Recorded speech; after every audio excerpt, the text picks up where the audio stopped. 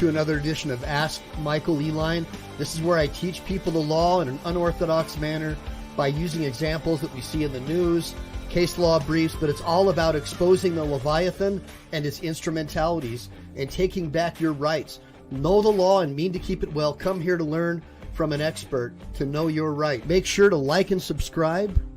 Make sure to save, because we never know when the thought police are going to take down this channel. Hey, how's it going, everybody? As you know, I am attorney Michael Eline, and I am licensed to practice law in Texas and California. And I've been missing some of my shows the last couple of days because I've been busy working on files. But I had an opportunity to come back and share some really cool stuff with you that I've been following on the news and learned over the last couple of days that I wanted to get you locked on with. So first thing we're going to do is we're going to talk a little bit about how you can't have fun anymore. And the more single party a state or a country becomes, the more single party a state or a country becomes, the less freedom and liberty that you have as a person. And that's why I've always been a proponent of more and as many political parties as possible and electing representatives who delete laws instead of passing laws, because the way to true freedom is to bind the government by the chains of the Constitution and hold all laws in suspect, especially now that we know large corporations are behind a lot of these laws. We know that ultimately pharma was able to get immunity from being sued for negligence. We know that's wrong. That should have never happened. And it was based upon the fact that they could never guarantee they could protect people from harm. But by eliminating their immunity for negligence, basically, it opens up the door to harming the population. And if you have nut jobs like billionaires, for example, like out of a James Bond movie, you're going to be having problems. And so to kick off my recognition of freedom and liberty and how far it's gone, I always like to talk about the motorcycle riding community and the outlaw riders, because I think they're the coolest. And these guys may not be outlaws, but they're still motorcycle riders. And, you know, they got their home build, cool ass motorcycle. So let's see what happens when they go out and try to enjoy their time on their home built motorcycle in a rural area. Let's see how long it takes before. Right. So guys, I mean, that has to be some kind of a setup, right? I mean, they don't ask him for his ID. They don't ask him for his license or registration. Either that, or this is like 1950s America, where we had peace officers who believed in community policing. But it's got to be some kind of, you know, I don't know, give me a bunch of ones if you think this is a put on for YouTube, like maybe he's friends with these cops. Give me a bunch of twos if you just think it's a rural area where the police are a throwback to a better day when we could sleep with our doors unlocked at night. Tell me what you guys think. Now, so today's show is going to be a little bit different. I'm going to break it up into two segments. The first one is going to have to do with the single party system that we have in California, as well as communist China, and apparently in Canada, and how even when it's a two-party system, it's basically a two-headed snake. How, you know, you have the appearance of a difference when the same banksters and criminal organizations that are exempt from being sued, for example, are able to pay all the politicians to push policies they want. So they could pay one politician down the hall to not vote on a bill, pay the other one to vote on the bill. Either way, if it's just a slim margin, their stuff gets passed and the stuff they don't like doesn't get passed. And that was my experience when I was lobbying on behalf of assault victims on cruise ships. And I helped draft the Cruise Ship Safety Act. And of course, because of the lobbyist with the cruise industry, the enforcement was taken away out of the bill, right? So, you know, they take away the teeth. So on paper, it looks good. You can go to your constituency and say you got something passed, but there's really no way to enforce it. And that's why the man overboard systems has still to this day not been installed on all the cruise ships. It's completely ridiculous. So we're going to talk a little bit about how a single party system makes it easier for these people, the banksters, for example, as they would say, the Iron Bank, right? With the Dragons movie, what was that? Something, Game of Thrones, right? The Iron Bank, funding all the different sides of the battles, right? And always making some profit. And so we're going to talk about what's happening right now in the United States and what just happened with the Hells Angels and the Venezuelan gangs thing, how that brought attention to what's happening with the Venezuelan gangs. And we know that because of Elon Musk and the Twitter files and free speech, now all this evidence that the US government was saying, or the current administration was saying, wasn't true. And they were getting their friends like Zuck to say it's false and put a fact check label on it and have your accounts banned. Well, now we found out that all that stuff that they were saying is false is actually true. And so rather than admit it, CNN and PMSNBC and all of their political operatives are trying to have people arrested, charged with crimes, have Twitter taken down, have Elon Musk arrested. We heard the other day Camel Toe Harris saying that Musk has lost his privilege of speech. And so we know all these people are friends with, the communist Chinese. We know that Waltz is a big time like communist China phobe, right? He's been there like 30 or 40 times, takes money from them. And of course, all of academia is heavily influenced by the communist Chinese and communist ideology all around, right? And that is due in part to all the money that the communist Chinese flood into our academic system and use with these Confucian societies and funding like these anti-American riots. Like anything that's bad about America, they're behind it pretty much. We know that they've had spies working for, I think it was either Boxer or Feinstein for over 20 years as a limousine driver. We know that that other guy was banging some communist Chinese spy, Swalwell, and they even put him on a foreign intelligence committee after knowing that he'd compromised our country by allowing a communist Chinese spy into his office and to work for him as an intern. And so we see there's a heavy duty influence of communist China over our elections and over our education system, which is super, super dangerous. And so, and that's, a lot of people are arguing that that's how California became so heavily, Marxist, communist, anti-American. And so we'll get into a little bit about that today. And then we'll look at the end result of this calamity. And so we'll start by looking at the end result of this calamity of not having a national identity and teaching things like critical race theory, which is based being honest. I guess those are all symbols of white supremacy under this crazy new religion of wokeism. And so many people say this is the end result. You get crazy people who are triggered with very low IQs doing crazy stuff like this to fight white supremacy. It's just wild. Now, many say that this is all by design, and it's privately owned banks that are doing this. They create money out of nothing and loan it at interest. All modern money is literally debt owed to them. The economy is a casino. Central banks control the game, and the house always wins. That's what a lot of people are saying.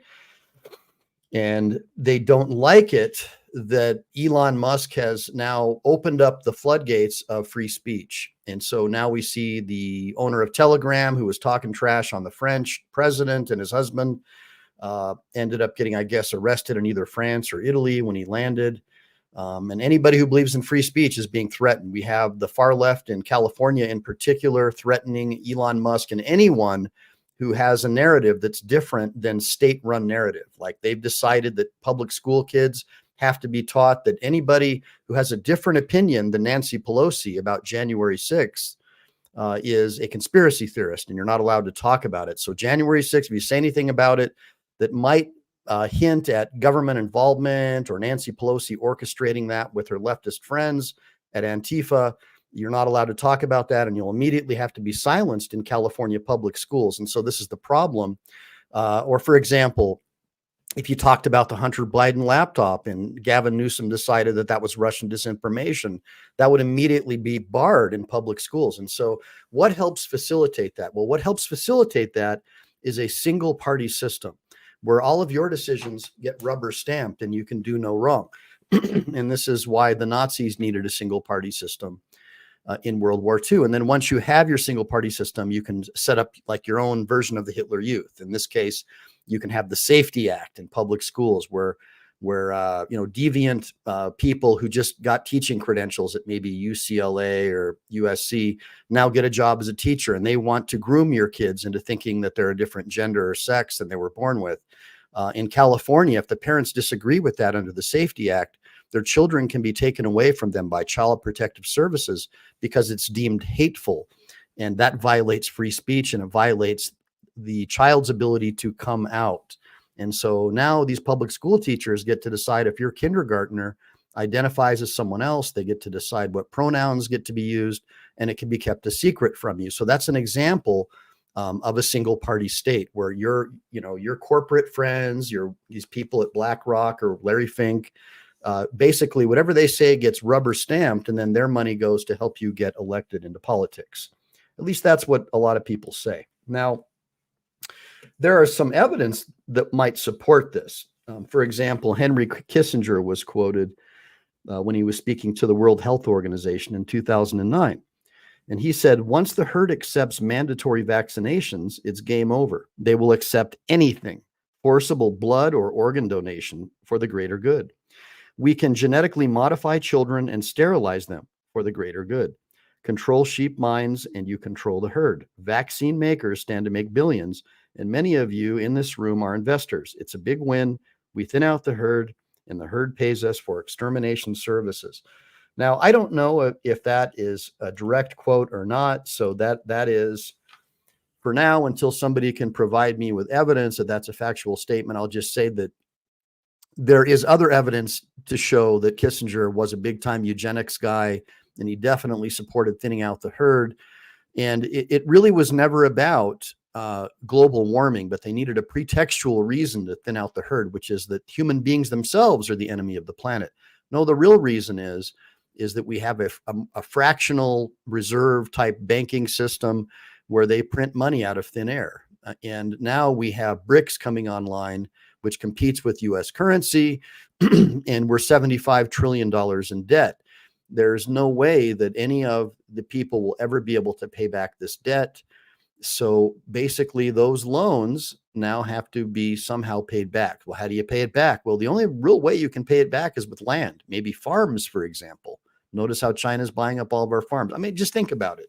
If you can't pay it back, if human capital is no longer any good, when a loan gets called in, what happens? Well, typically, they'll repossess your car. So what was the capital against what was borrowed? Think about that.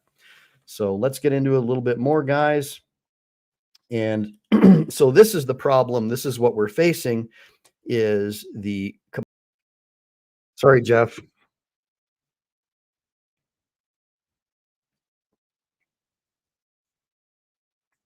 He's reading it to us.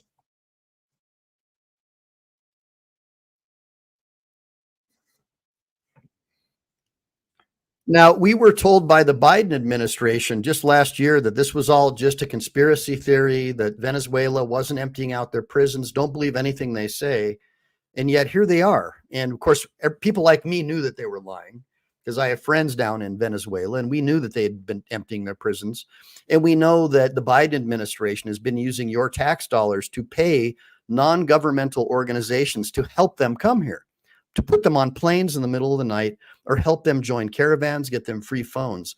Non-governmental organizations, American companies, non-governmental organizations, working hand in hand with groups like the ADL or the Southern Poverty Law Center to flood our country with basically military-age males. And they've been doing this for the last couple of years. And the Biden administration specifically denied any of this was happening, just like they denied that the laptop was real and said that it was Russian disinformation. These are the same people who want to ban Elon Musk and anybody else who has a narrative different than theirs. These are the people who want to control what you think. But now we, unfortunately, because we do have Twitter opening some doors of hearing for us, listen to what this guy's saying. The government's known about this for several years, and they lied to us. What are the consequences for them lying, other than our friends and family members getting killed? Tell me.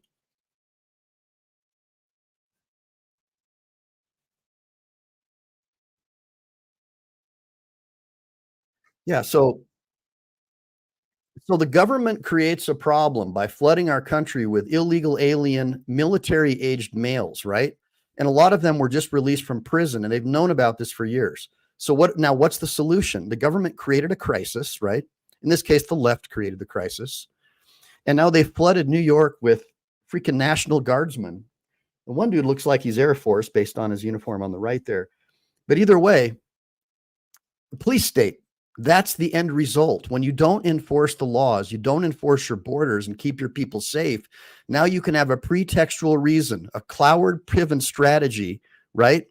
To bring in a one world government. And this is exactly what the bankers want. And so if this was happening, and Facebook and all their their communist friends and social media would ban people's accounts, delete their accounts, and shadow ban them for daring to discuss any of this. And they've known about this, and now we have the evidence. Luckily, there's still some real journalists out there who are actually getting this information. By the way, a real journalists now are all being labeled by the federal government as Russian operatives. Censorship.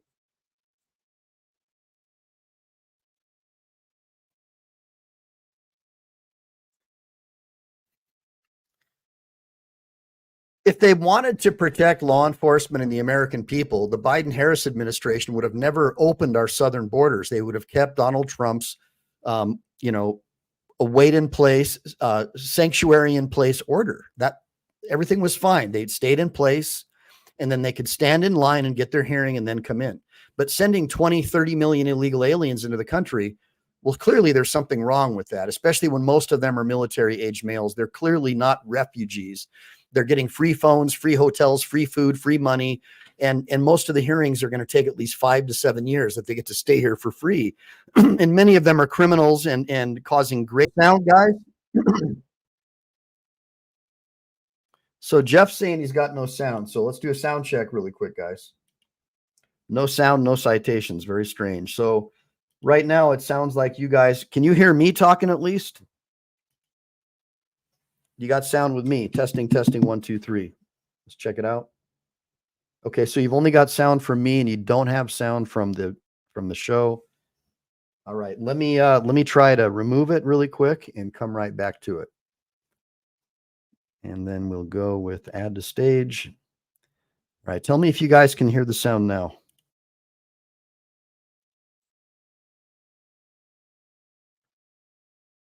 You guys hear anything? Sound from you?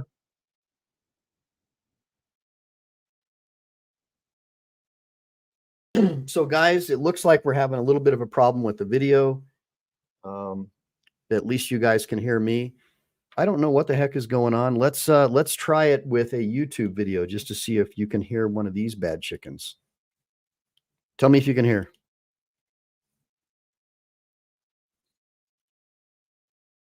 You guys got sound on this one?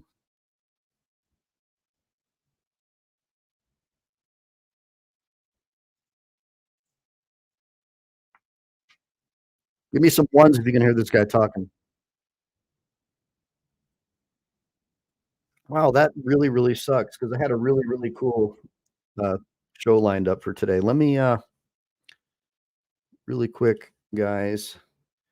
Here's what I'm going to do. I am going to bounce out and then bounce back in. All right. So let me see how I can do this. Because, man, that sucks. That sucks that we don't have sound, guys. Did you guys even hear the cat lady video when I was playing it at the beginning?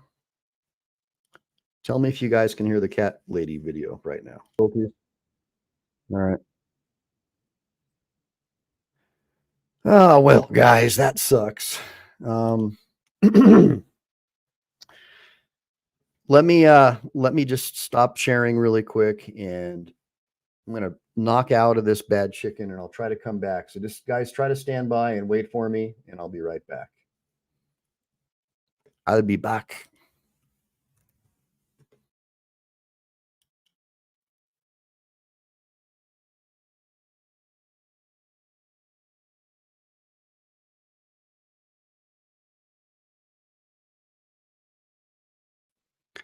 You know, sometimes I swear I think that the thought police are trying to take down this channel and cut off all my sound and all my comms. Really quick, let me see if we can get this freaking doggone screen share thing to work for me. All right, put your ears on, guys. Testing.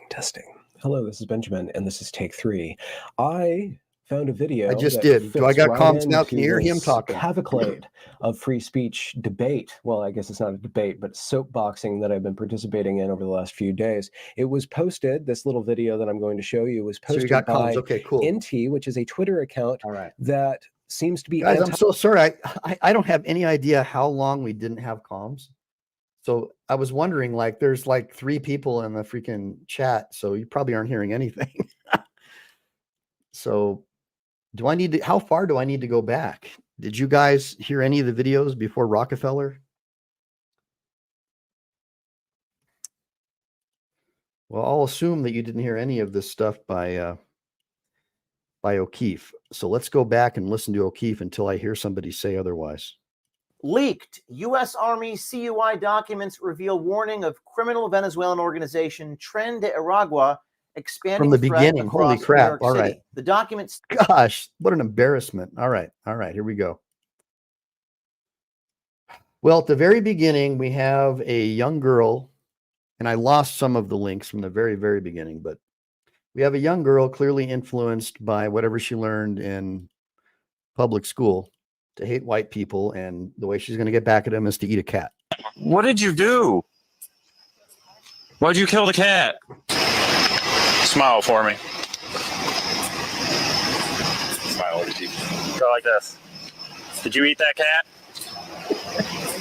Did you eat it? No, why'd you kill it? Did you guys see all this? No, we pulled up and she was just laying there with me. Did you see her eating it? Eating it. She was eating it? Yeah, she was. You call the Humane Society, see if they'll come pick this cat up. It's deceased. What did you do? Why'd you kill the cat? All right. So before that, I was trying to talk about, you know, the biker lifestyle and how cool it was that those local cops up there didn't mess with anybody. And then I went into kind of what's going on with, you know, this information shutdown where we have the Biden administration refusing to admit, number one, that the laptop was real, which we all knew it was, and said that it was Russian disinformation, got all of his, you know, left-wing news stations like PMSNBC and CNN to all say that it was Russian disinformation, retired CIA agents who are all just basically shills for the federal government coming out and saying that it was Russian when we all knew it was a lie, and the Twitter files verified that they knew they were lying. And as a result, hundreds of thousands of people lost their social media accounts, had every, you know, their accounts throttled, and you know, they were banned, and all kinds of crazy stuff went on. And so what I was talking about is that these guys, these central banker guys, don't like guys like Elon Musk because they want to be able to control the narrative. And it's been that way since time immemorial. And then I talked a little bit about, you know, Kissinger, what a scumbag he was. He's all part of the WHO thing. And then now we'll get into O'Keefe, and you'll see what's going on. What the heck is going on, guys? Leaked U.S. Army CUI documents reveal warning of criminal Venezuelan organization Tren de Aragua expanding threat across New York City. The document states that Tren de Aragua has established a presence in Brooklyn, Bronx, and Williamsburg, New York. Approximately 400 TDA members live in those cities. Tren de Aragua, known as TDA, criminal organization members in Denver have been given a green light to fire on or attack law enforcement in Denver, Colorado. HSI New York reportedly received a similar report. O'Keefe Media has obtained controlled unclassified information known as CUI, distributed by the U.S. Army of the North Division, about Tren de Aragua, one of the largest criminal organizations in Venezuela with estimated 5,000 members. Now, this group has expanded across states of New York and Colorado, involved in human trafficking, drug, and weapons smuggling. The distribution of the CUI document comes after videos showing National Guardsmen in subway stations and establishing a presence throughout New York City. National Guard is now all over Brooklyn, man. Why is the Army at this hotel? So this is what I was trying to tell you guys. So the federal government creates a problem. They flood our country with military-age males, who are obviously a lot of them here to cause trouble. We just had one arrest made today. A guy who was going to do the largest terrorist mass shooting against Jews ever in the history of the United States, allegedly, was captured, I guess, by the FBI right before he was able to do that. But, you know, Hamas type people, they're just flooding the country with these guys. What do they expect? Well, what do they want? It's the Cloward-Piven strategy. What they're trying to do is create a crisis so they can pass a law to protect us from the crisis that they created. And here we go. New York flooded with military people, right? Give me a break. We're here at the request of the state of New York. It has been confirmed through the documents provided to us that Tren de Aragua, the criminal organization, has active members in Denver and have been given a green light to fire on or attack law enforcement in Denver, Colorado. HSI New York has received similar. Thanks, Harris. The Denver news comes on the heels of videos of Venezuelan gang members rushing into apartment complexes in Aurora, Colorado in August of this year.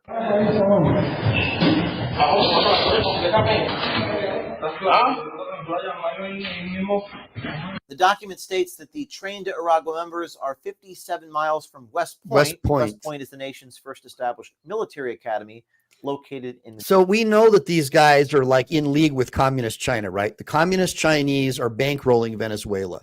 The Venezuelan president basically cut a deal with these guys. You get out of our prisons, go and terrorize America, our arch enemy, and China's de facto enemy in this proxy war China has against America and American interests. And this is the result, guys. And who is China best friends with? This Tim Waltz character. That's who.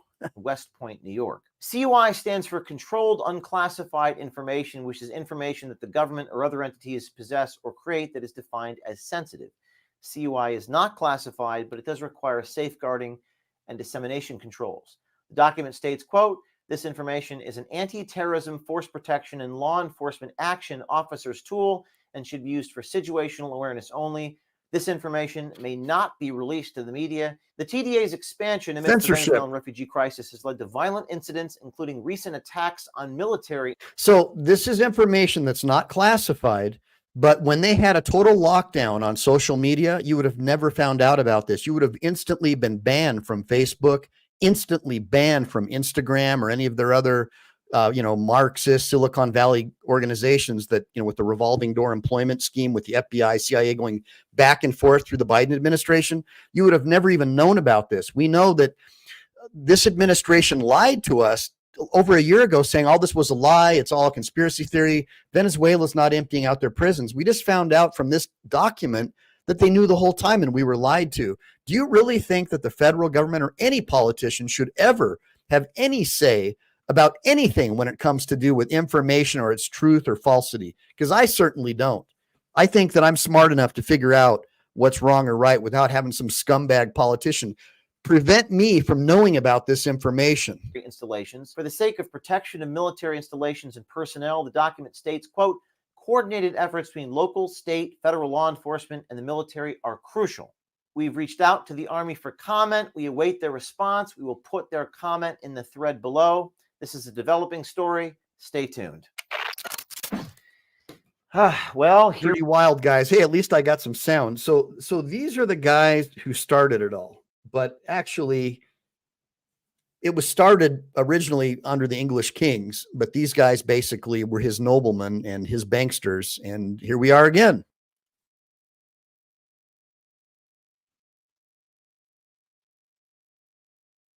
Broken. We are grateful to the Washington Post, the New York Times, Time Magazine, and other publications whose directors have attended our meetings and restricted their policies of discretion for almost 40 years.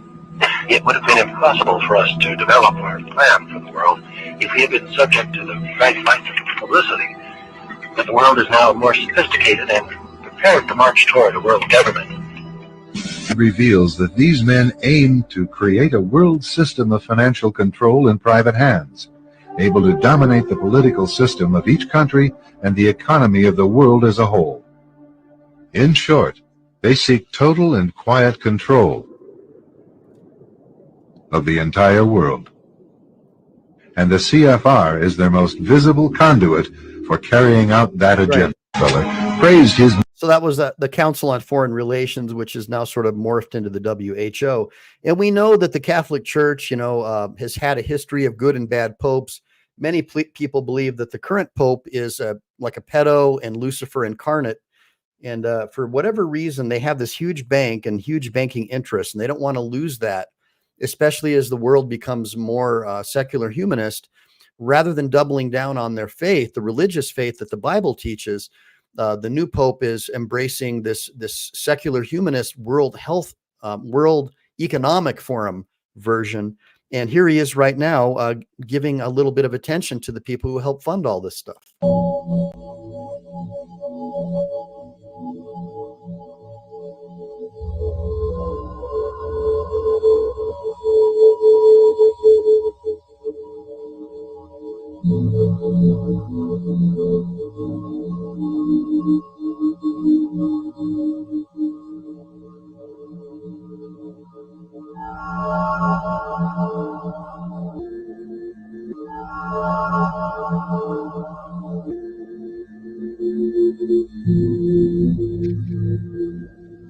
Wonder how many times he went to Epstein Island.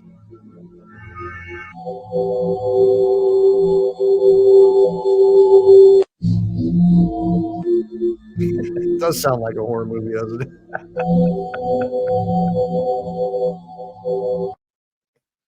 Yikes, that's some scary stuff, man. So this is the new thing, okay? So this is kind of, what prompted me to do this show today. So what the heck is going on? What is the easiest way for despots, for banksters, and these one world government fanatics like Klaus Schwab and Gavin Newsom and Trudeau? What's the easiest way for them to get single party control and create a police state across the world? Well, the easiest way is to flood your country with military aged males from highly uneducated countries that are used to living under the boot of a despot. They're already used to living under communism or come from a country where they teach this religious political system where women are slaves, men are at the top. Flood your Western European countries with people like that and just replace the people who are there, the people who are critical thinkers, because they're too intelligent, because they're capable of critical thinking. So why not give these other people some free phones, free food stamps, and pit them against the locals like Tren de Aragua, right? So let's take a look at how that might play out. Let's just take a look at how that might play out.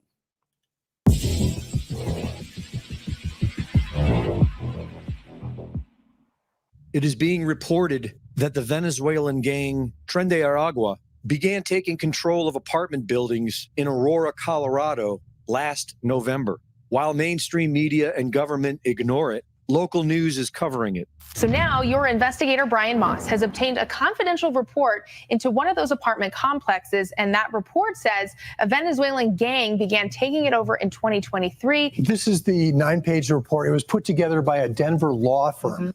They say they were hired to look into the Whispering Pines apartments by the building's lenders. Last month, they sent this report to Aurora's mayor, city manager, and police chief. As recently as Tuesday, residents at the Edge apartment complex in Aurora pushed back on reports that a Venezuelan gang had taken over their building. But 5 miles away at the Whispering Pines, a 54-unit apartment building in Aurora, this detailed letter asking for confidential treatment of the contents shared a different story. It was sent to Aurora officials on August 9th with the investigator. So just to give you a little bit of a background. So you have all these apartments taken over by gangs, and the family members of the gang members live in these apartments. So the way that they're trying to turn it around with help from the local government officials is to blame the landlord and say, well, the landlords are really slumlords and it has nothing to do with gangs, right? Which is complete bullshit. Let's just keep on listening. Saying the evidence we have reviewed indicates that gang members are engaging in flagrant trespass violations, assaults and battery, human trafficking, sexual abuse of minors, unlawful firearms possession, extortion, and other criminal activities. According to the law firm's report, the Venezuelan gang Tren de Aragua has threatened to kill and in certain instances has apparently actively attempted to kill members of Whispering Pines management. The report says a consultant for the property management company was severely beaten and stomped by gang members and was hospitalized.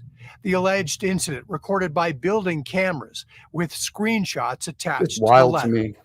The report relies on a property manager who said that gang members allegedly stabbed a Whispering Pines resident for refusing to pay rent to the gang. Taxpayers are paying He it. also told the investigators the takeover began last November.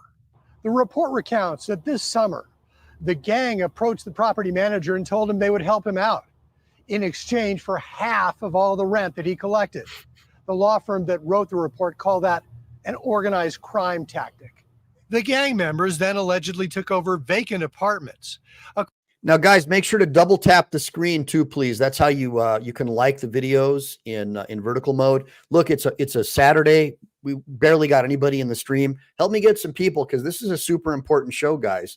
We're literally discovering that we've been lied to since basically the start of the current administration about the nature of the violence that we're going to be facing, to the point now where we have the National Guard on full alert in New York City because of these scumbags that the current president allowed to just walk across, allowed to just walk across. According to the document, moved families into those units and started collecting rent.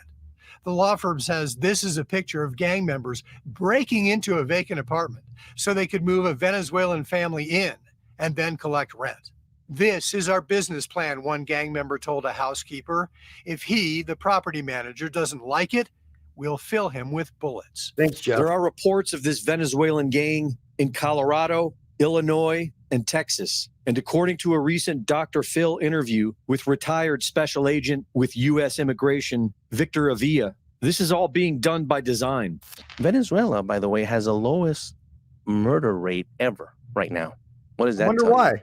Yeah, all the murderers are gone. They're here. Yeah.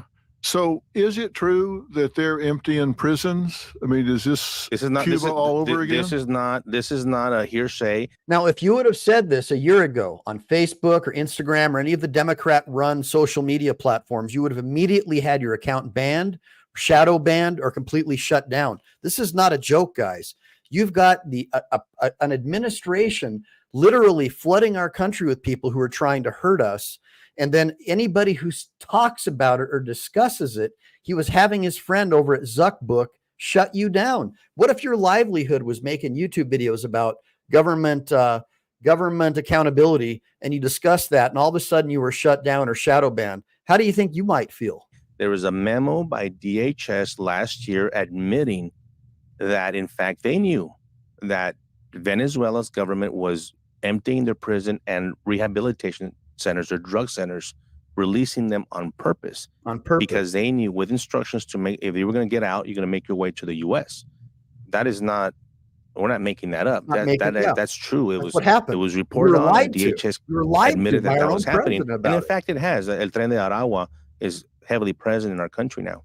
Heavily. Okay, so you're telling me that DHS has acknowledged that Venezuela, for example, is emptying their prisons and their rehabilitation centers with the understanding you get out if you leave here and go to the United States? Yes.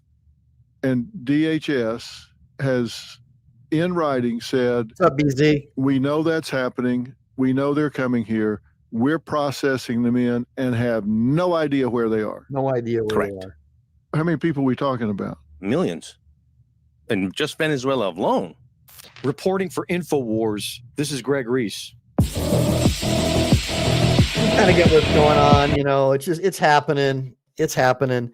And so that's one way that the Great Leviathan is getting control. But the other way they're doing it is with voting machines and using the post office, because it's very unsecure, where you could just, throw a bunch of vote by mail ballots, and they were able to get the vote by mail thing, the unsecure vote by mail thing, by another crisis that they created at the Wuhan lab. But this is the most powerful one in my estimation. It's the voting machines. Check this out. Wuhan Voting Village is the only third-party independent assessment team of voting machines, as far as we know, in the entire world. So people come here to really kick the wheels, figure out exactly how these machines work, what the vulnerabilities are, so we can make more secure elections. Yeah, there's a million different ways to interact with these things. Just kind of exploring what's going on with printing.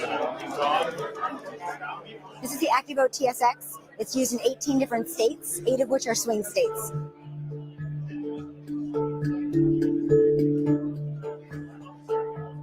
Just imagine how China could easily be influencing our elections with this technology. And you're going to see that it's having trouble rebooting because there's no card reader.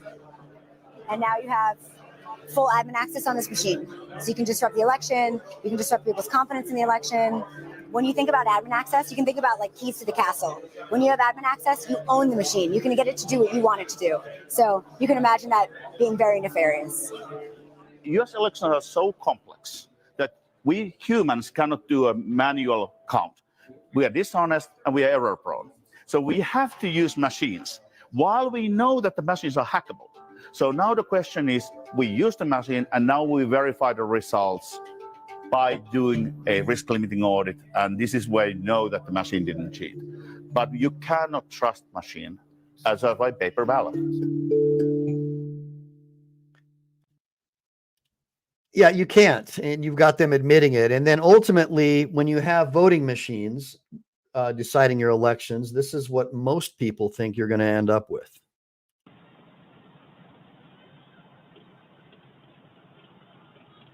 Nice little communist China funded election, Brazil.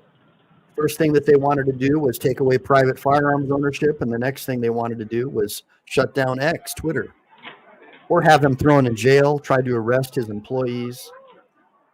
So communist China, Tim Walz, Harris, they all have the same philosophy.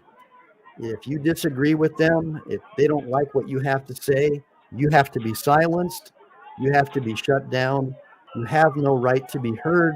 They get to decide truth, they get to decide what's false. Look at the empty election parade for this guy. There's nobody there. This is the freaking president of Brazil. So you can thank voting machines. Oh, look, there's a couple of party loyals there, party loyalists, just like in communist China. All the friends and family member and bankers who helped fund his election. That's nice. So that's the end result. That's what you end up with with the communist government. Now, let's get into some other despotism around the world. Breaking news. The Justice Department says a planned terror attack in New York City has been thwarted. The suspect allegedly wanted to target Jewish people on October 7th, 1 year after the attack in Israel. The suspect was quoted by the FBI as saying, "If we succeed with our plan, this would be the largest attack on U.S. soil since 9/11. CBS's Nancy Cordes is at the White House with new reporting. Good evening, Nancy. It is chilling to read what this suspect was planning. It really is, Nora, and it took the FBI working with Canadian law enforcement to identify and apprehend this suspect, who is now accused of plotting to carry out a mass shooting at a Jewish center in Brooklyn, which authorities say he wanted to do just over a month from today. The suspect's name is Mohammed Shahzeb Khan. Oh, yeah, sounds like a white supremacist. Pakistani citizen who lived in Canada. You guys hear that? Sounds like a white supremacist. We better you pass more laws to against white males because of this guy, right? He allegedly began posting on social media in support of ISIS last November, and eventually, without his knowledge, began communicating with 2 undercover law enforcement officers. That's what led them to him. According to Attorney General Merrick Garland, the defendant is alleged to have planned a terrorist attack in New York City around October 7th of this year, with the stated goal of slaughtering, in the name of ISIS, as many Jews as possible. October 7th, of course, will mark 1 year since the brutal surprise attack by... And our government wants to bring in more people like him, people from, the Gaza Strip and more Pakistanis. And we know how great that's worked for the United Kingdom, right? One town had over 1,400 physical assaults against their women and children in less than 2 years. So that's worked out really great for them, hasn't it? By Hamas on Israeli citizens that left nearly 1,200 people dead. Now, Khan was apprehended just a couple of days ago in Quebec. It's believed he was headed towards the U.S. border. A resident in the area said she saw police officers outside her home put a man in handcuffs on her front lawn. They said that it was confidential and they couldn't tell me what was going on. I just saw, the SWAT team vans and the army and the guys all in camouflage with the M16s. This suspect allegedly told the undercover officers that he chose New York City because it has, quote, the largest Jewish population in America and, quote, we could easily rack up a lot of Jews. He is charged with 1 count of attempting to provide support to terrorists. I mean, honestly, he sounds like a typical, Columbia University or Harvard law student at this point, based on what I've heard from the interviews of when they leave their safe space to come out, to smoke some weed or something. That's the kind of conversations that you hear, that they hate Jews, they hate white males, and we need to take back the world, or Columbus sucks, whatever the latest campus culture crusader ideology that communist China loves it that they espouse is going on.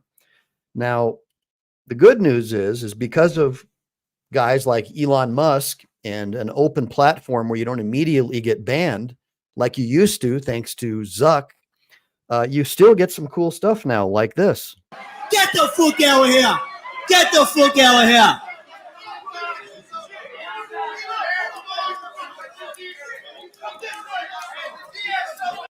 Get the fuck out of here! Get the fuck out of here. So as you guys know, Connor's running for president of Ireland. He's running for president of Ireland. So that'll be interesting to see what happens there with Connor's run. So we're almost to the next part of the show. So the first part of the show was just to sort of get into what's going on with the Tren de Aragua and the coming single party police state and how that's going to happen and how it's happening with control of the media and how X may have sort of offset that by a little while until they put him in jail or arrest him when he lands in France or Italy, like they did with the guy from Telegram. But that'll be coming soon.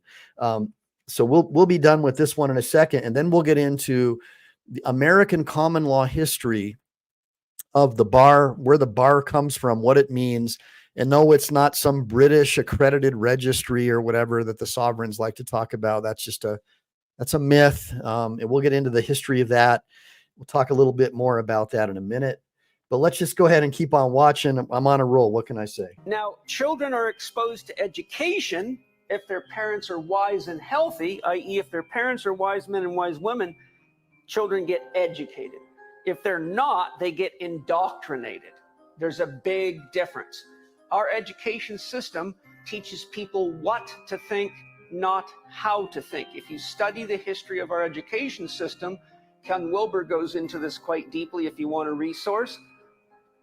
Our education system is still the exact system that was developed by warlords and plantation owners to control slaves.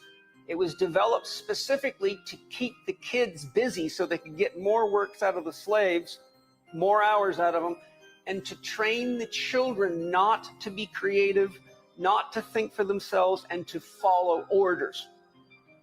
That is exactly what your education system is today. And now children are... So you guys get the idea, kind of like a Brett Pike kind of guy. Some of you guys may know who this guy is. Some of you may not, but John Birch, let's check him out. Part of that plan, of course, is to induce the gradual surrender of American sovereignty, piece by piece and step by step, to various international organizations, of which the United Nations is the outstanding but far from the only example. Here are the aims for the United States. 1, greatly expanded government spending for every conceivable means of getting rid of ever larger sums of American money, hey, Jody, as wastefully as possible. 2, higher and then much higher taxes. 3, an increasingly unbalanced budget, despite the higher taxes. 4, wild inflation of our currency. 5, government controls of prices, wages, and materials, supposedly to combat inflation. 6, greatly increased socialistic controls over every operation of our economy and every activity of our daily lives. Sounds like this today. is to be accompanied naturally and automatically by a correspondingly huge increase in the size of our bureaucracy and in both the cost and reach of our domestic government. 7, far more centralization of power in Washington and the practical elimination of our state lines. There is a many-faceted drive at work to have our state lines eventually mean no more within the nation than our county lines do now within the states. John Birch. 8, the steady advance of federal aid to and control over Society. our educational system. John Birch was killed by leading Mao to Zedong. complete federalization of our public education. 9, I'll tell you who he is in a a minute. constant hammering into the American consciousness of the horror of modern warfare, the beauties and the absolute necessity of peace. Peace always on communist terms, of course. And 10, the consequent willingness of the American people to allow the steps of appeasement by our government, which amount to a piecemeal surrender of the rest of the free world and of the United States itself. That's right. And so that was Robert Welch, the founder of the John Birch Society. And he warned about the globalist plan to destroy America in a speech which has since proven to be chillingly accurate. Part of that plan is to introduce the gradual surrender of American sovereignty piece by piece and step by step to various international organizations, of which the United Nations is the outstanding but far from the only example, like World Economic Forum, the Bohemian Grove guys, the guys that were banging the little kids at Epstein Island. They're all part of the same group. And the way they get each other dirty is with the kids, right? And that's how they keep them honest, because they got them on tape. And so now they have to do their bidding, and they're power brokers, they're billionaires. So it's, you take the lead or you take the gold. And that's what many people say is going on right now. Now, I don't really like Megyn Kelly that much, but I'll tell you, she really nailed this one. And I want you guys to listen and hear what's going on, because I'm not a Trump supporter. I'm definitely not a Biden supporter. I don't support people who get millions of dollars from the communist Chinese, then lie about it and use the FBI and the CIA to try to cover it up with their political operative cronies in power. I think that we should abolish most of these ABC agencies, because all they are is corruption machines. Many people think, especially educated lawyers. But let's listen. It's only 5 minutes. This could happen to a Democrat too. And I don't think a Democrat, Republican, or a flying pig should have to suffer what's been going on with the political targeting of our last president. Clearly, it's been a political persecution by George Soros prosecutors. And if it could happen to him, it can happen to your guy too, guys. That's why I don't support it. Let's go. You know, honestly, it was the lawfare that kind of brought me off the sidelines. It's really disgusting behavior, because this is how you descend into a complete banana republic with military coups and military rule. The moment you can start weaponizing the law against your enemies selectively, that's the beginning of the end. There was a famous dictator who said something like, you know, for my friends, anything, for my enemies, the law. Right. And what he meant by that is, once you're in charge and you get to dictate who the law applies to, you're in a very slippery slope. And slippery slopes are real, by the way. Great clip. As a clear example, if you were to actually look at the charges that were brought against Trump, and I actually read them. Each was like 1952, brother. I got the link in my profile. They were really made up. You violated the statute of limitations. You tried to drum things up into a felony when there was no evidence of such. It was a miscategorization of business expenses. When you have complex business dealings, like I do and like many people do, you can always find something. So it's this selective prosecution. It's a selective persecution that allows them to get away with this. And, you know, a lot of the progressive DA movement that comes out of George Soros and others is based on this understanding that, hey, actually, we can choose whether or not to prosecute certain people. And these are elected offices that are, that either are in territory where the voters are really favorable to us, or they're really cheap to run because there's no organized opposition. So let's just organize and take over prosecution. That's what happened in San Francisco. If you want the case against Kamala Harris, it's the fact that she was DA at San Francisco, and San Francisco is a mess. And in fact, afterwards, she advocated for George Gascon, who's the guy who's destroying LA, through basically not prosecuting criminals and going after business owners. So this selective prosecution thing is a disaster. You can take a deep blue or deep red state. You can take a deep blue or deep red jury. You can basically creatively interpret these infinite laws that we have to find anybody guilty of a crime. Like, I think there's that other famous saying, like, you find me the man and I'll find you the crime, or give me 6 sentences written by any honest man and I will find the crime. So you can always find a crime that somebody is guilty of violating. So the moment you start breaking down this wall and you get into weaponizing justice, Hillary Clinton blew up her email server wiped it with bleach paint. There was no consequence from that. Turns out the Hunter Biden laptop was real. Who knew, right? Even though we were told it was all misinformation by the intelligence agencies. This is the scary stuff. This is the stuff that ends a republic, which turns into a one-party state, better known as a dictatorship. China dictatorship coming soon. North Korea is a one-party state. So I don't use the words one-party state lightly, but I think the weaponization of the justice system, the engagement, willingness to go into lawfare, that is the thing that will lead to violence. That is the thing that will lead to a dissolution and a breakup and something worse in the United States. So I think when these guys start playing with going after their political enemies, when Alvin Bragg runs on the explicit campaign to take down Trump, and then they go hunting through and looking for anything and drumming up any charge and go after him in the most favorable juries in the most favorable part of the country, and then just control the evidence and control the narrative, that is the beginning of the end. And the people who in Silicon Valley and the donors who are out there supporting this lawfare, they're dead to me. I mean, these people are destroying the ground on which they stand. Absolutely. Do they think they won't be next? When you destroy the institutions of fairness and merit, right. Yeah, eventually you're the ones who get thrown up against the wall. That's what it does. It creates this revenge fantasy, right? Now you want to get that's back the only at way them. they're going to learn. IQ 90 freaking representatives these gonna be dumbasses are electing. That's why.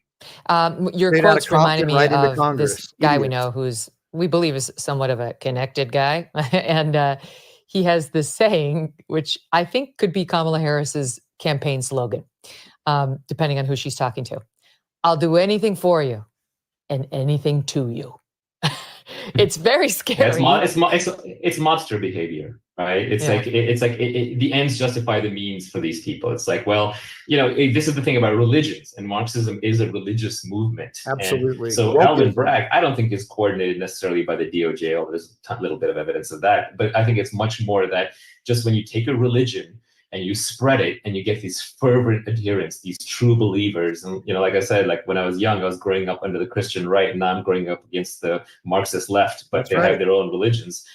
When you have these religious fanatics, you get decentralized enforcement of the religion, and each one is trying to outdo the next one to show how much of a true believer they are. So the Alvin Braggs of the world are going to get scalps, and they're going to get feathers in their cap. They're going to get, they're going to become famous, and they're going to become lots of people cheering them on if they go ahead and they take down these people that everybody hates. So they've made Trump into the devil.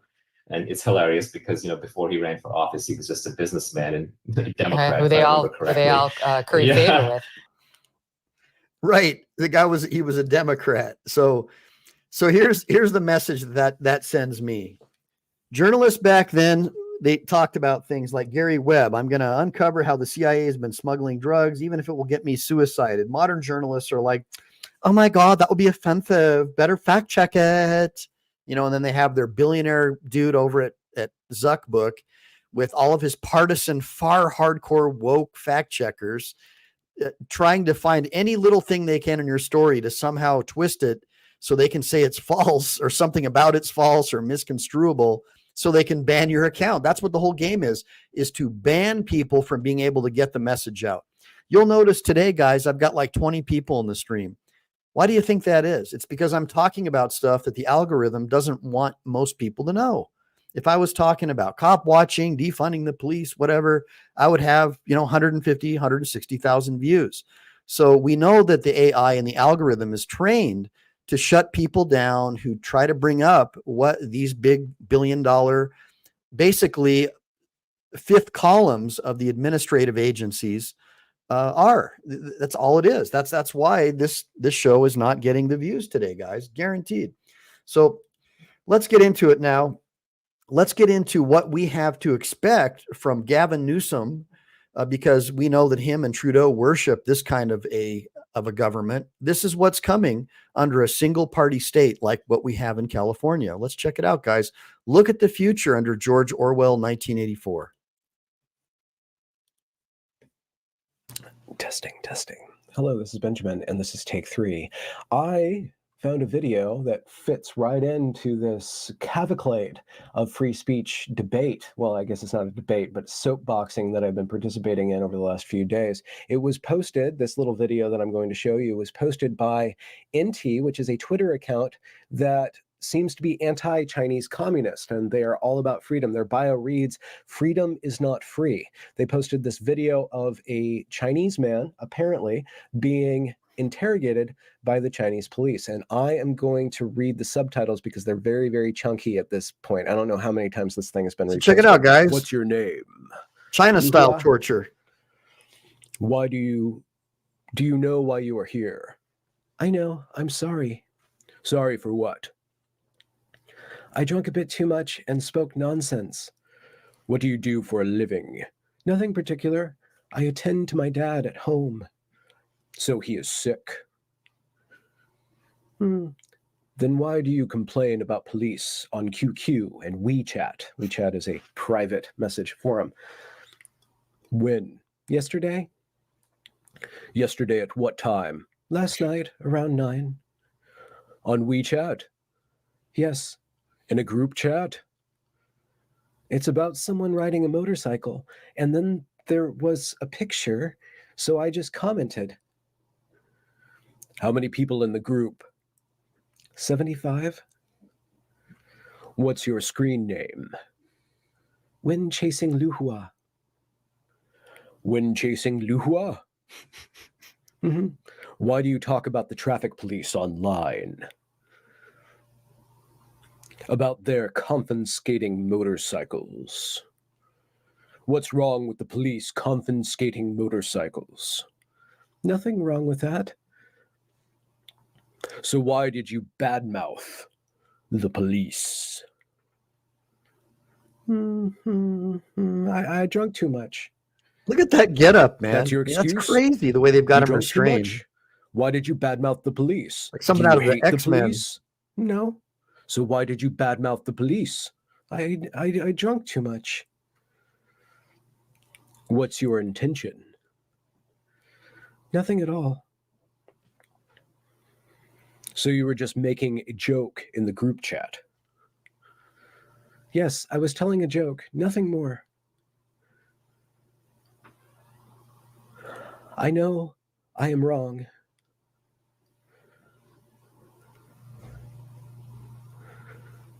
Do you really mean it? Absolutely. So you didn't mean to badmouth the police? Definitely not. I just drunk a bit too much. Coming to a California public school near you. Any words for the police? Uncle Police, I'm so sorry. I'm wrong. I know that now. Right, Stacey? Uncle Police, I'm so sorry. I'm wrong. I know that now. Please forgive me. It won't happen ever again. So apparently that's not a rare occurrence in China. I don't know completely what's going on in China. It's not a rare occurrence in China. It's not a rare occurrence so you have in a lot of world places over now. here. It's going to get everybody's worse. allowed to say what. So let's get into some other crazy stuff that's going on, because this is something that's been becoming normalized by the woke movement. The woke movement is nothing more than communism, but it kind of replaces, instead of rich people, it's now white males that are the enemy. But other than that, it's pretty much the same thing. Let's listen to what's going on here. Elon Musk calling out Harris over immigration. What did he say? Yeah, this is the post that Rachel was talking about. He reposted a 2017 Kamala Harris tweet where she wrote, pull it up, "An undocumented immigrant is not a criminal." And then he added to it, "Please note that this is an actual statement from Kamala." And he argued that despite any flip-flopping on the border, her agenda and that of the Democratic Party, and he says, is to bring in and legalize illegal immigrants as they vote overwhelmingly Democrat. Well, right. And now this, it's actually Elon Musk calling out more Harris multifaceted than that. We're going to find out, because that's not all that Elon believes. He believes, like most critical thinkers know, that the only reason why non-governmental agencies are being funded with your tax dollars are to help a certain political party redistrict and re-electorize areas where people have fled their states, or areas where they need more electoral seats using the U.S. Census. Illegal aliens don't have to vote. They just need to be here with their warm bodies. And now all of a sudden, a certain political party gets a whole bunch of new congressmen and senators. That's how it works. In my view, there's a basic incentive, there's fundamental, that for the Democrat Party to foster and usher in a large number of illegals. I'm not buying some great replacement theory. I'm simply saying there appears to be a very clear incentive for Democrats to maximize the number of illegals because it helps them win elections. There's a few ways. Here's how they do it. The census is based on all people in an area, whether they are citizens or not. Doesn't take rocket science. If there are a concentration of people who came here illegally in a particular state, that state will actually then get an increased number of House seats. Ta-da! If you just look at the math, if you look at the apportionment with and without illegals, I believe the blue state, there would be a net loss of blue states of approximately 20 seats. They'd never win another election. This also applies to electing the president, because the electoral votes are also done by apportionment the same way that House seats are done. So the illegals absolutely do affect the who Look at that controls moron. the House Clueless. and who controls the presidency. It does not affect the Senate. Yeah. So there you go, guys. And I've been telling you guys this for years. And now let's get into what's going on. So here's the end game, guys, is that party, the party of Harris, the wokeists, the woke religious movement. They do not want people like Elon or me out there talking about what's going on, because they know that there's too many critical thinkers left. And if they get their hands on that information, they're never going to vote for that. So when they had control over Twitter and they could shut down anybody's discussion about this, they felt pretty comfortable. They could even rig an election if they wanted to, because everything would look like on the news and on the social media that there's just a few people who think that, but the consensus is that those people are crazy. And that's the idea, right? To paint people like you and I who know the truth is crazy. Let's listen to this guy.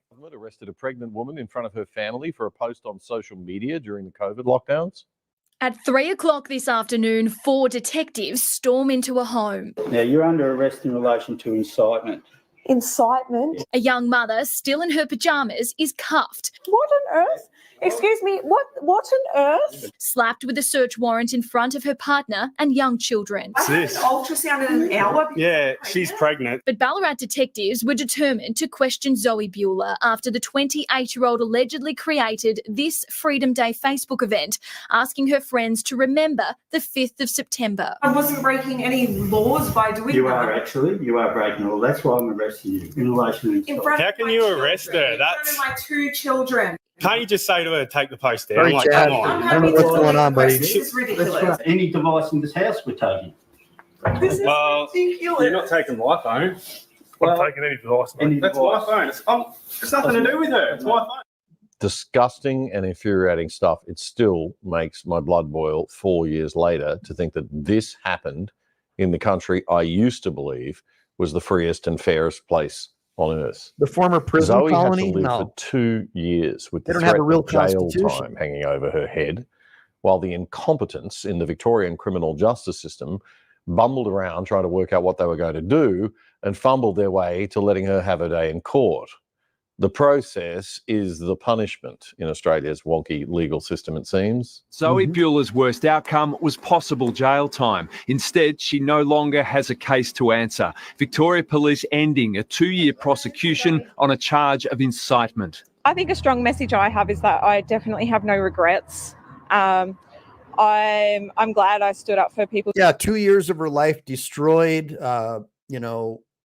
just completely wiped out her bank account, all because she dared to open her mouth and protest the criminal genocide of people being injected and things of that nature. Human rights and freedom. Who gets charged is not a matter for the Premier. It's a matter for Victoria Police. This guy's a I piece guess of my garbage. message for Dan Andrews Gary would Daniels, be guy, that piece of garbage. I hope one day you'll have your day in court. So far, we haven't seen too many laws attempting to restrict our speech or freedom of expression in public or online in Australia actually getting up yet, or being enforced yet. Although there was a lot of police harassment of journalists covering protests under Melbourne's authoritarian Labor government during COVID, and Hey, a few Stomper, what's up, unwelcome man? visits to independent journalists' homes at the wee hours of the morning. Topher Field, Avi Yemeni, and real Rukshan Fernando all got lovely little knocks on the door from the cops, and Topher even got taken away. But it's not the same in the UK, where people do get arrested all the time for comments on social media. And this happened this week. Times 20 to 3, 1440, arresting you on suspicion of improper use of the electronic communications network. And just What? 27 of the Communications Act, okay? So you do not have to say anything that may harm your defence if you don't mention one question subject to later or in court. Anything you do say may be given evidence. Do you understand that? So I'm actually being arrested. Be arrested, okay? Right. So you And, go to the police station. right. Okay, this is in relation to some comments that you've made on a Facebook page. Oh, really? Oh, see a Facebook crime, is it? Okay. Right. So we need to ask you some questions about that. Right. Facebook crime. Rightio. That's what we do now in the Western world. Apparently, we arrest people for stuff that they write on But not for having their way media. with their wives and kids if they're from Are a we sub-Saharan okay with all of African this? I mean, country. I don't recall Shame much on the public British debate government. about any of this. It just kind of started, didn't it? But this is what we do now. And don't you love how nice and polite the Stasi are before they deny you your civil liberties and freedom and come into your home and They cart smash you your away? head in with their So boot. well-mannered and well-trained. The smiling assassin, I think, is the term for it. Smiling assassin. She talks like she's hosting play school. Now, boys and girls, we're going to take you down to the police station, pop you in our little chair that's plugged into the wall and zap you with electricity until you die, okay? Sound like fun? Let's go then. Seriously, folks, this is sick. And the female play school host always has to have a happy male co-host.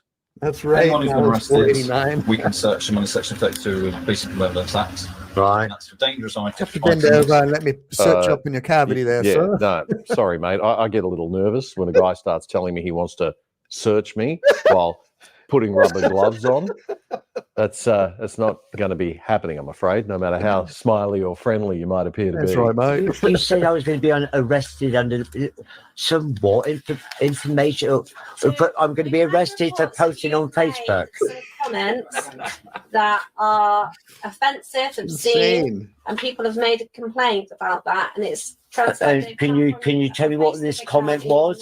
Okay, well, we'll do that when we interview. All right. And so, what am I going to be locked up for the night, or? Well, hopefully not. Sorry, but this is as creepy as. We don't know who this guy was or what it was that he posted, but the implication is that this was a political comment that he made related to the riots. We'll try to find out more and let you know. Comment against But the party Prime in Minister power. Keir Starmer did Communist make China it style, clear right in your eyes, that right in there'd your be face. arrests for online comment, encouraging people to riot. So I guess that comes under incitement to violence laws. But the offence being taken stuff really is a bit troubling. It's a slippery slope once you start policing. But he's talking about the UK. The thing is this. Bureaucrats in the UK will look at that and think it's no big deal. It has no effect. We can get away with going into people's homes and arresting them for nothing, while at the same time not arresting people for more serious actions. What they're now calling two-tier policing. It is two-tier. But then you get riots like we're seeing now in the UK, and the same bureaucrats look befuddled. Oh, gee, why are these white thugs so angry and violent all of a sudden? Guys, there's a connection between the actions of leaders like Dan Andrews and the eventual corrosion of trust and confidence and respect for our institutions of justice and law and order. Dan Andrews. Your petty bureaucrat, petty offences to human decency, those day-to-day things, the excessively high traffic offence fines, the cameras everywhere intruding into our personal spaces, that all adds up. And when the kettle finally boils over, you can't say, oh, I still what happened? still have to go over my other part of the show. You were holding the flame to that kettle for years on end. That's what's happening, and it just boiled. Last year, the host of the Trigonometry podcast and popular comedian and social commentator in the UK, Constantine Kisson, sat down in Australia for an interview with our former Deputy Prime Minister John Anderson on his podcast. And this bit stood out to me as quite disturbing. In Russia last year, 400 people were arrested for things that they said on social media. 400 people in Russia. Obviously, this country is very different. How many people do you think were arrested in Britain for things they said on social media last year? Go on. Take a guess. I have no idea. 3,300. Really? Arrested for what they'd said on social media? Yeah. Really? What sort of things get you arrested? One example I give in my show is there was a young woman from Liverpool called Chelsea Russell, and people can look this up. Her friend was killed in a car crash, 19-year-old woman. And she posted the lyrics of his favorite song on her Instagram, the lyrics. And there was a rap song, so the lyrics contained several instances of the N-word, okay? She was arrested, prosecuted, found guilty, given 500 hours of community service and a fine, tagged, and for a year she was under 8 p.m. to 8 a.m. curfew. Unbelievable. My goodness. In Britain. In Britain. In 2018. So we talk about Tyrants. the Chinese system of social credits. Right. And describe it as the creation of, or the emerging of a digital prison. That's all it is. But we're doing it to ourselves voluntarily in the West, so to speak. Absolutely. I mean, So we'll cancel people socially if they say the wrong thing on social media. But you're telling me now that 3,500 people were visited by the police. No, far more were visited by the police. Right. Far more. Far more. There are Like cases 50,000. just half a year ago, and I defended Jo Brand, a British comedian, over this. She made some comments, which, Right, you know, Jeff. it wasn't a great joke, but she talked about this during this milkshaking episodes where people were having milkshakes thrown at them. She said that, well, if I was doing it, I'd throw some acid over them. Right? That's not a great joke. But she got a visit from the police on the basis that she was, quote, inciting violence. And they eventually decided not to proceed with prosecution.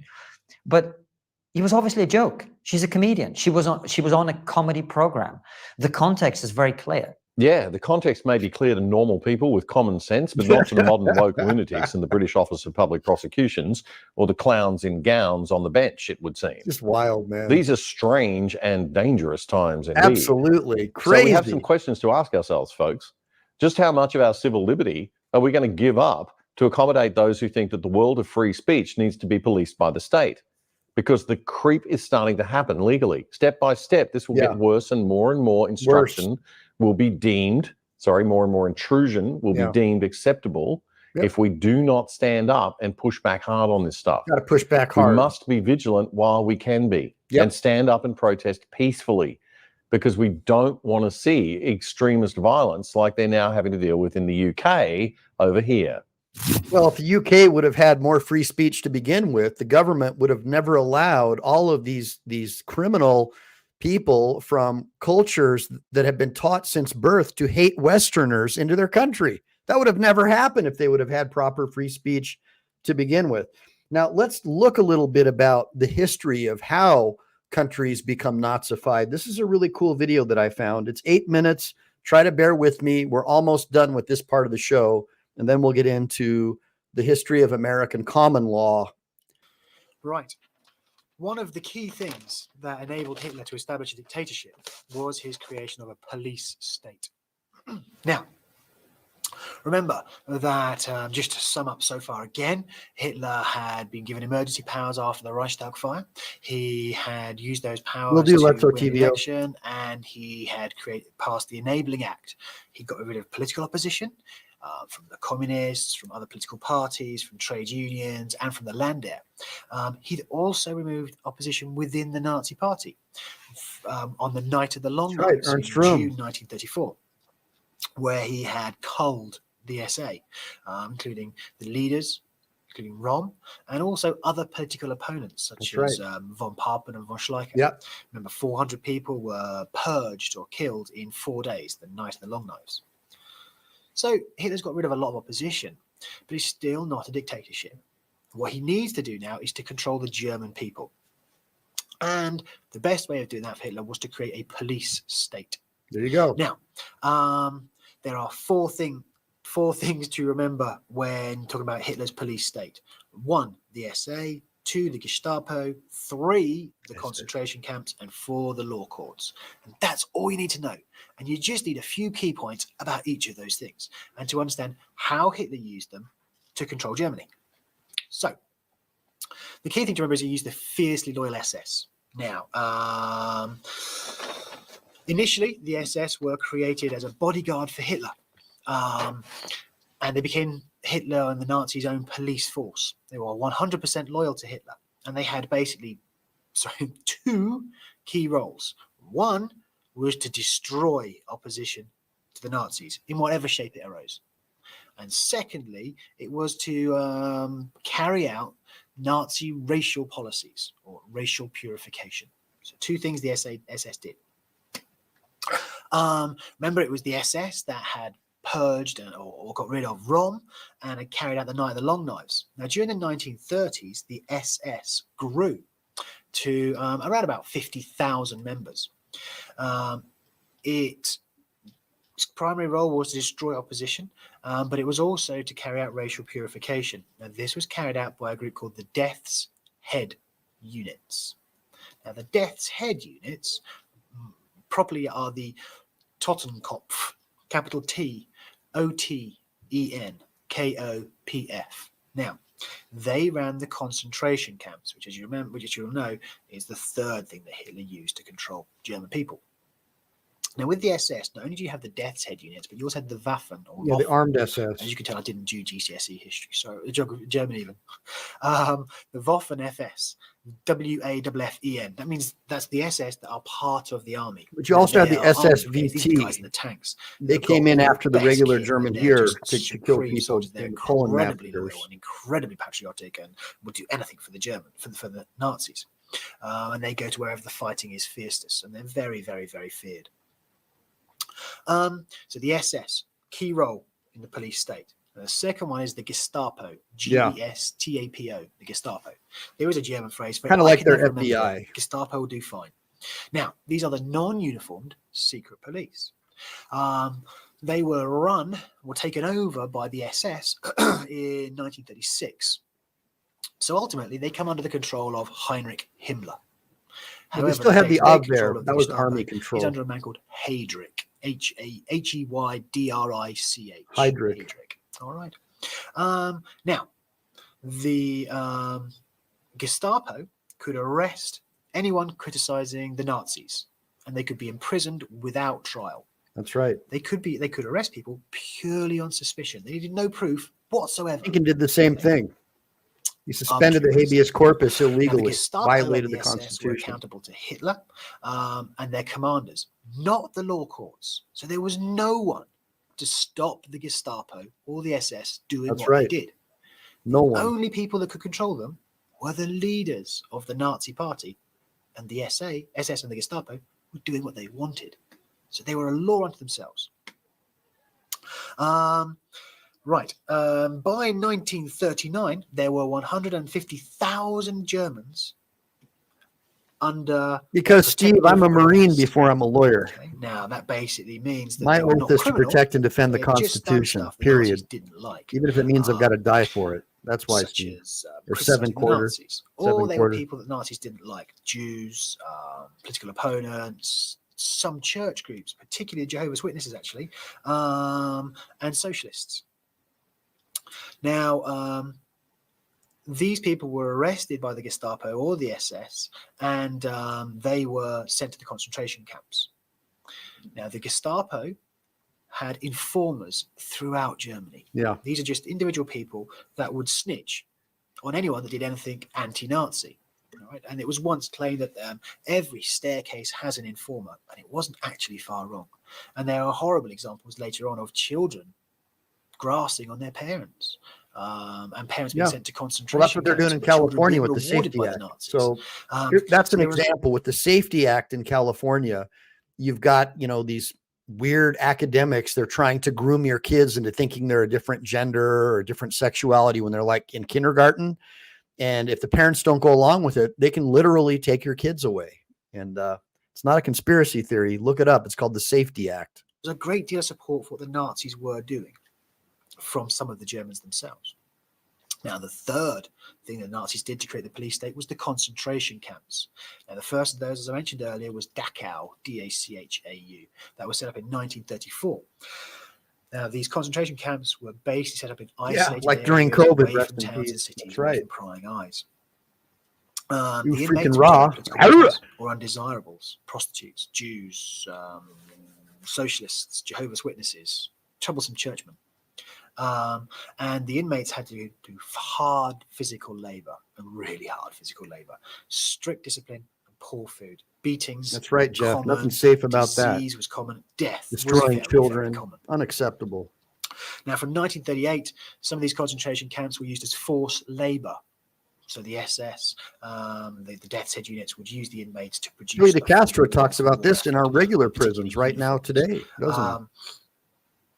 These workers were unpaid, and if any of you have seen Schindler's List, that's a really good example of what these places were like.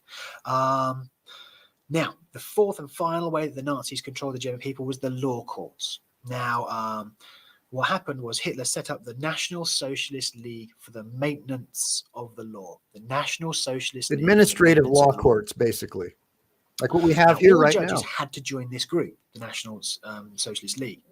And what that meant was that if the Nazis disliked you or you weren't supportive of their policies, they would stop you joining this league, and therefore you No couldn't be a different than judge. being a judge in California right now. If you're not a hardcore radical leftist, good luck getting on the bench in California. Give me a bunch of ones if you're a lawyer trying to become a judge and you know for a fact that that is true. What they were doing was making sure that all judges were fiercely loyal to the Nazis.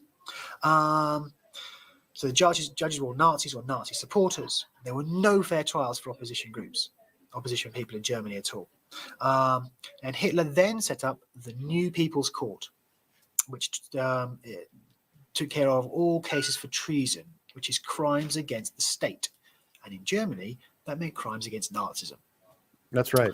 Now, the judges were handpicked, and if the sentence they gave was thought to be too lenient, Hitler himself stepped in to impose a stricter sentence.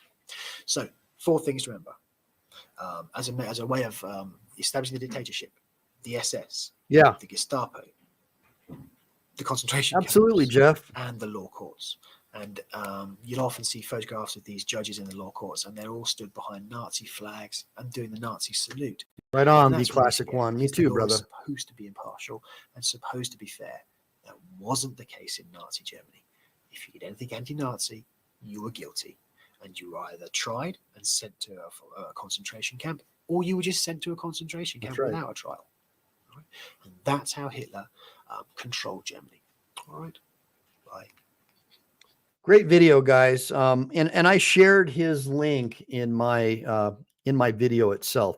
Okay, so everybody, if you want to run to the restroom or something really quick, you can. It's been a long show today with not a lot of people. And as you know, obviously my algo is getting throttled because I'm talking about things that YouTube doesn't want me to talk about, which is that we need more free speech and less government influence and control over our lives from the far left woke social media industrial complex that has been thrust upon us in an unlawful, illegal fashion in violation of Section 230 of the Communications Decency Act, in my opinion. So now we're going to move on into American common law history, and we're going to talk about the history of the bar exams, because to be honest with you, I'm kind of getting burned out on these people. And God bless them. I love everybody, but some people just listen to whatever someone tells them, the sovereign citizen movement or the Moorish whatever movement, and they just go along with it. So we're going to get into what the bar exam is in American common law history. Obviously, this is something that would probably take me, several days to cover. So I'm going to try to cover it quickly by using some inspirational videos and just a little breakdown of what's going on with American common law. No problem, Stacy and Race Gas. Good seeing you. You're welcome for the education. Obviously, if you guys want to help my channel, the best way to do it is, super chat or buy me a coffee or buy a digital version of my book. So I have an ebook. This soft cover is not the book that I'm selling yet, but I have a book called My Journey to Becoming a Practicing Lawyer with No Law Degree or Undergrad. And in this book, the digital version of this book, it has the same picture on the front. I talk about how you can become a lawyer with no undergrad or law degree in some states. I specifically focus on California, and I go into a little bit of the history of American common law. Well, this particular article that you're looking at is on the michaeleline.com website. I just posted it today. And I cover the history of English common law, because English common law is where American common law comes from. And so really quickly, I'm just going to skim down really quick so you can understand. Typically, securing your Juris Doctorate or law degree has to be done through an ABA accredited law school. And in the UK and the Commonwealth, they have a similar path. However, I studied law under the California State Bar Law Study Program guidelines. I think only like 60 people had done it by the time I had done it, since like the 1800s. And some people think there are advantages to attending these law schools. I don't think so. It's just a woke education, basically. So I'm going to go ahead and teach you American common law history, the myths associated with the Moorish sovereigns and sovsits about the BAR, the British Accreditation Registry, or whatever you want to call it. So if you have any of your sovereign citizen friends, please go ahead and reach out to them now and tell them to watch the channel, because this is kind of important for them to know. And if they want to disagree with me, that's fine. I'm not going to call them dumb or try to put them down, because, you know, a lot of the things that they support, I support as well, which is less government and more freedom. So that's a good thing. So basically, I'm going to go through the ancient timeline. Law schools were not even a thought at the time of laws in England or even in Rome. The clergy were the closest thing England had to lawyers by the time of Alfred the Great. The lay people or commoners were generally not law practitioners. There was no such thing as common law. Commoners descended from Germanic barbarians and often resorted to trial by battle, self-help, blood feuds, and things of that nature to resolve legal disputes. There was no such thing as a wrongful death lawsuit. And ultimately, these heathen leaders received education from church institutions, including law and history. Eventually, commoners practiced law using rules modified from former canon law, religious courts, and the shire's royal laws, because the king ultimately had his own laws, the king's bench, right? That's where the notary public seal comes from, the king's bench. I like teaching, guys. So just if you want to learn some really cool stuff, you're not going to learn this in law school. I guarantee you that. Now, Roman Emperor Justinian prohibited clergymen from pleading in any lay courts, whatever the nature of the cause, unless it was one in which he had a personal interest or his church, monastery, or parish was involved. Despite this, Western bishops turned a blind eye. Their clerics influenced and even ran royal secular courts for hundreds of years, especially, you know, the further away you got from Rome, right? Like England, for example, it was easier. Now, clergy were typically the only people who could read and write. And so they were the ones who were used to keep records for public and local officials. And the king's scribes were often religious monks. And of course, this caused a lot of problems between the king and the Pope, because the kings thought that they had divine power from God and they didn't want to have to answer to the Pope. The kings thought they had the same power as the Pope. Kings have power from God. Pope has power from God. Pope thinks he runs the kings. Kings think they run stuff. And then we'll get into that a little bit later. So now around 557 AD, the Middle Ages, ecclesiastical legal advocacy starts to arise. In Western Europe, the Justinian interdict was largely ignored, as we just discussed, because of his education, clergymen became indispensable in all matters concerning the orderly transaction of public business, whether it was in the chanceries or the regular courts, like the king's courts. First, lawyers had no law school. So that's right. The first lawyers did not have law school. There were no law schools until well after the church created our modern university system. That's why, you know, our modern university system, Harvard, for example, had crosses. Of course, now it's been taken over by devil worshippers, Luciferians, but it was originally a Christian institution. Few people other than clergy educated in guilds or schools practice law. Hence, educated lawyers monopolized legal jobs as they do today. Due to papal bulls against owning a Bible, let alone reading one, the church controlled thought, similar to how modern politicized social media has taken over modern news reporting and censoring. So you guys see how that works, how the history keeps repeating itself. Wokeism is the new state religion, right? Even the Pope seems to be bowing to the corporate agenda, right? Kissing the hands of the Rockefeller family, right?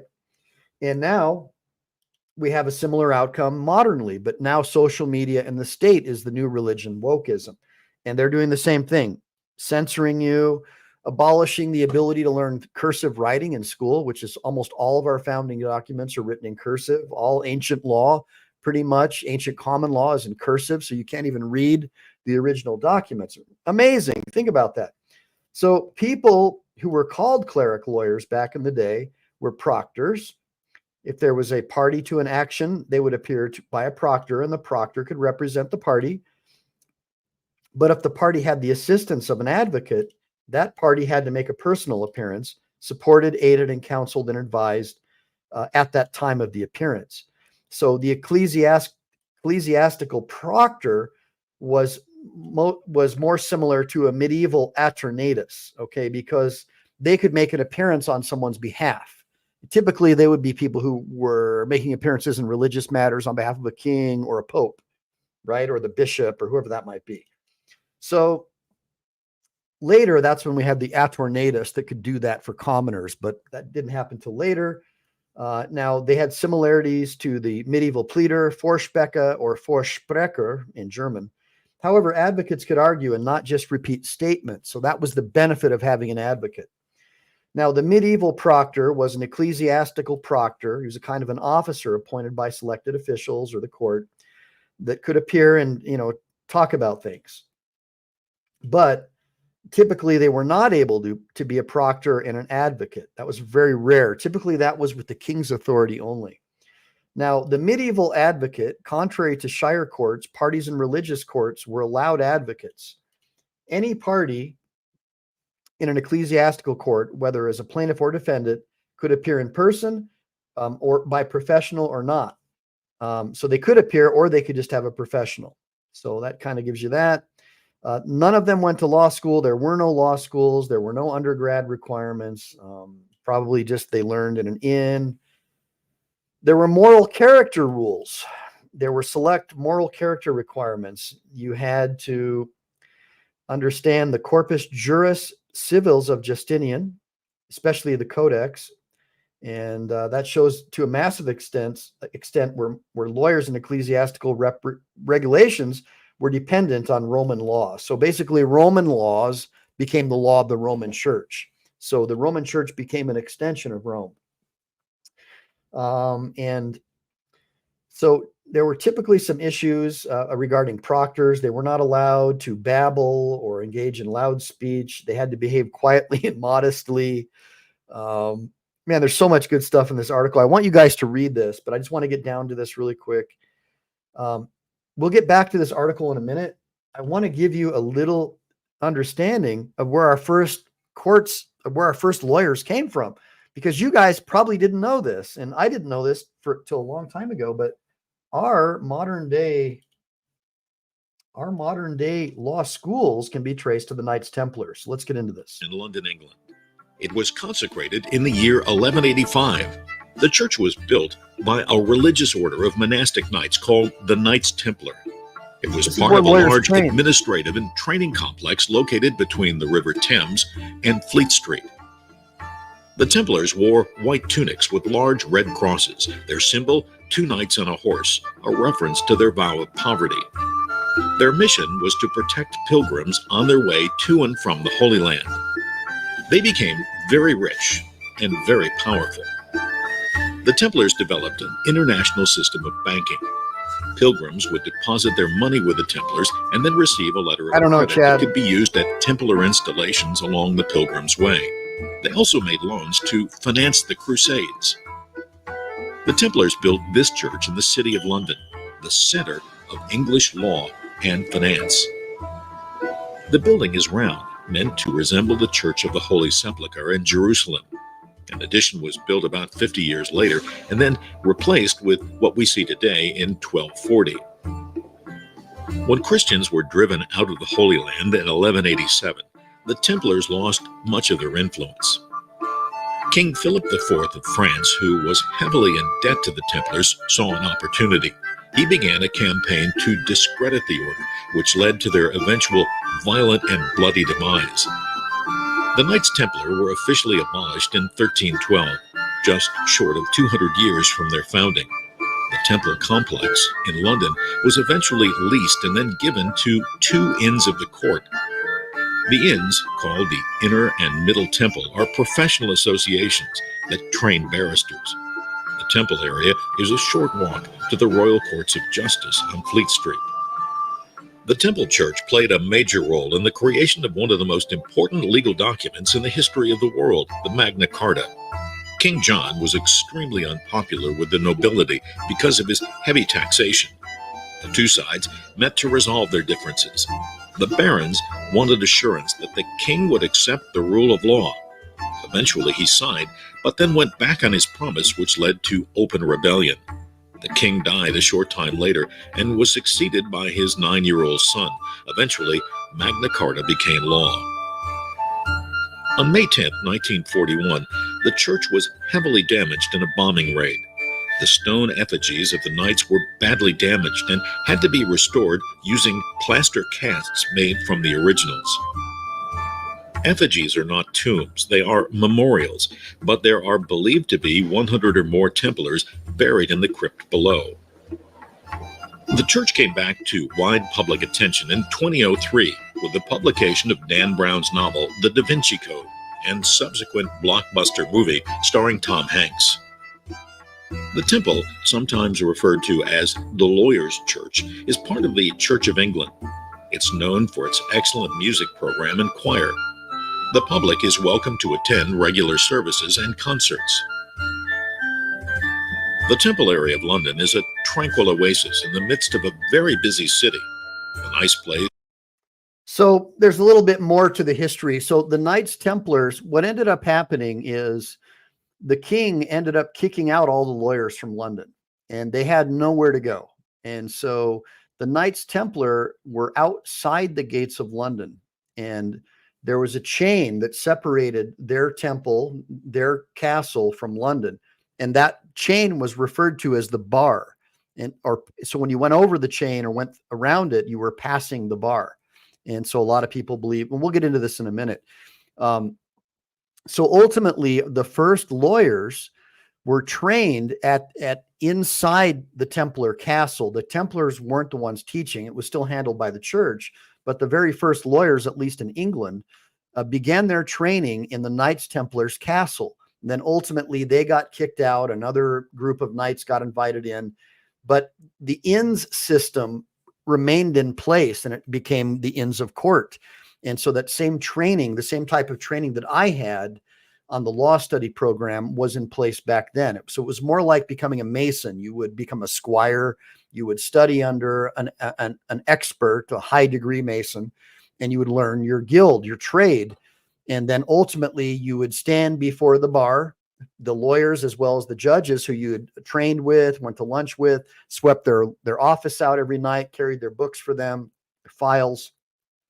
Ultimately, that you built up a reputation, and then you would take the bar exam, which would be an oral exam where you would stand before the judge or judges and your colleagues, and then you would be admitted into and allowed to pass the bar. In other words, pass the bar and walk up and shake the judge's hand or sit next to him, whatever it might be. And their cafeterias were arranged in the same way. You would eat with the head judge, up at the bar, and all the tables down here. So it was very military style, like a knight's style of an education system. And that's just how it was back then. If you were going to learn a trade, it was very similar to like a military organization. And so that's how that worked. Now, what we're going to do, this other video is quite a bit longer, but it's really good. And I'll play as much of it as I can until I get you guys too bored. It's really good. I mean, this guy really nails it. Welcome here, everybody. I'm Peter Murray. I'm chairman of the Temple Bar Trust, among other things. And I've been involved in trying to bring Temple Bar back into civic use for last 6 or 7 years, really. So it's really great to see this space in use. And I thought it would be useful. Yeah, I'd love it if Lackluster would come on. About its rather fascinating and complex history. I mean, I'll be honest with you guys. I would love it if like Lackluster and all these other auditor guys would come on the show. I'd like to interview them because I think what these guys are doing is good stuff, and I'm not getting rich from doing this, guys. I could be working on cases right now, making real money. I'm doing this because I want to save my country. You guys need to know about your amazing history as Americans and take back your country one person at a time. So, I was in Oxfam the other day and I bought this book, The Londoner, which is one of many books which were produced after the Second World War, which were about Britishness, or actually more likely Englishness, really. And I thought it was very interesting that even at that time, when Temple Bar had been removed from Fleet Street for many years, that Temple Bar should be seen as the sort of image of London in that way. Which reinforced it as a powerful icon. And it's been a powerful icon since it was built. 1672, designed by Christopher Wren. And it's one of Thanks, a Jeff. series I like of Lackluster a gates lot. into Good the stuff. city. They've all gone, apart from Temple Bar. And interesting enough, Temple Bar is the only one which actually isn't called a gate, because it wasn't a defensive gate. And so you can kind of see, so these are all the different inns of court where they trained lawyers, right? I want you guys to understand, like, some of our founding fathers went to some of these inns of court. It's really interesting. I mean, I know all this history. I really want to share it with you. It's too bad we can only get 20 people in here to learn about our history, but we can get 120,000 to watch a cop yell at someone. I just don't get it. In the same way as all the others, but more a ceremonial gate of more later. But a lot of these went in around 1760, when the City of London was doing quite a lot of road works, although there were changes to Moorgate. Moorgate was enlarged in 1472 to allow trained bands to march through with their pikes upright. So it needed a slightly higher arch. And then Cripplegate was sold to a carpenter in Coleman Street for £91 in 1760. Luckily, Temple Bar wasn't sold off that cheaply, and it remained until it was taken down from its site at the other end of Fleet Street in the 19th century. But it started off as a chain.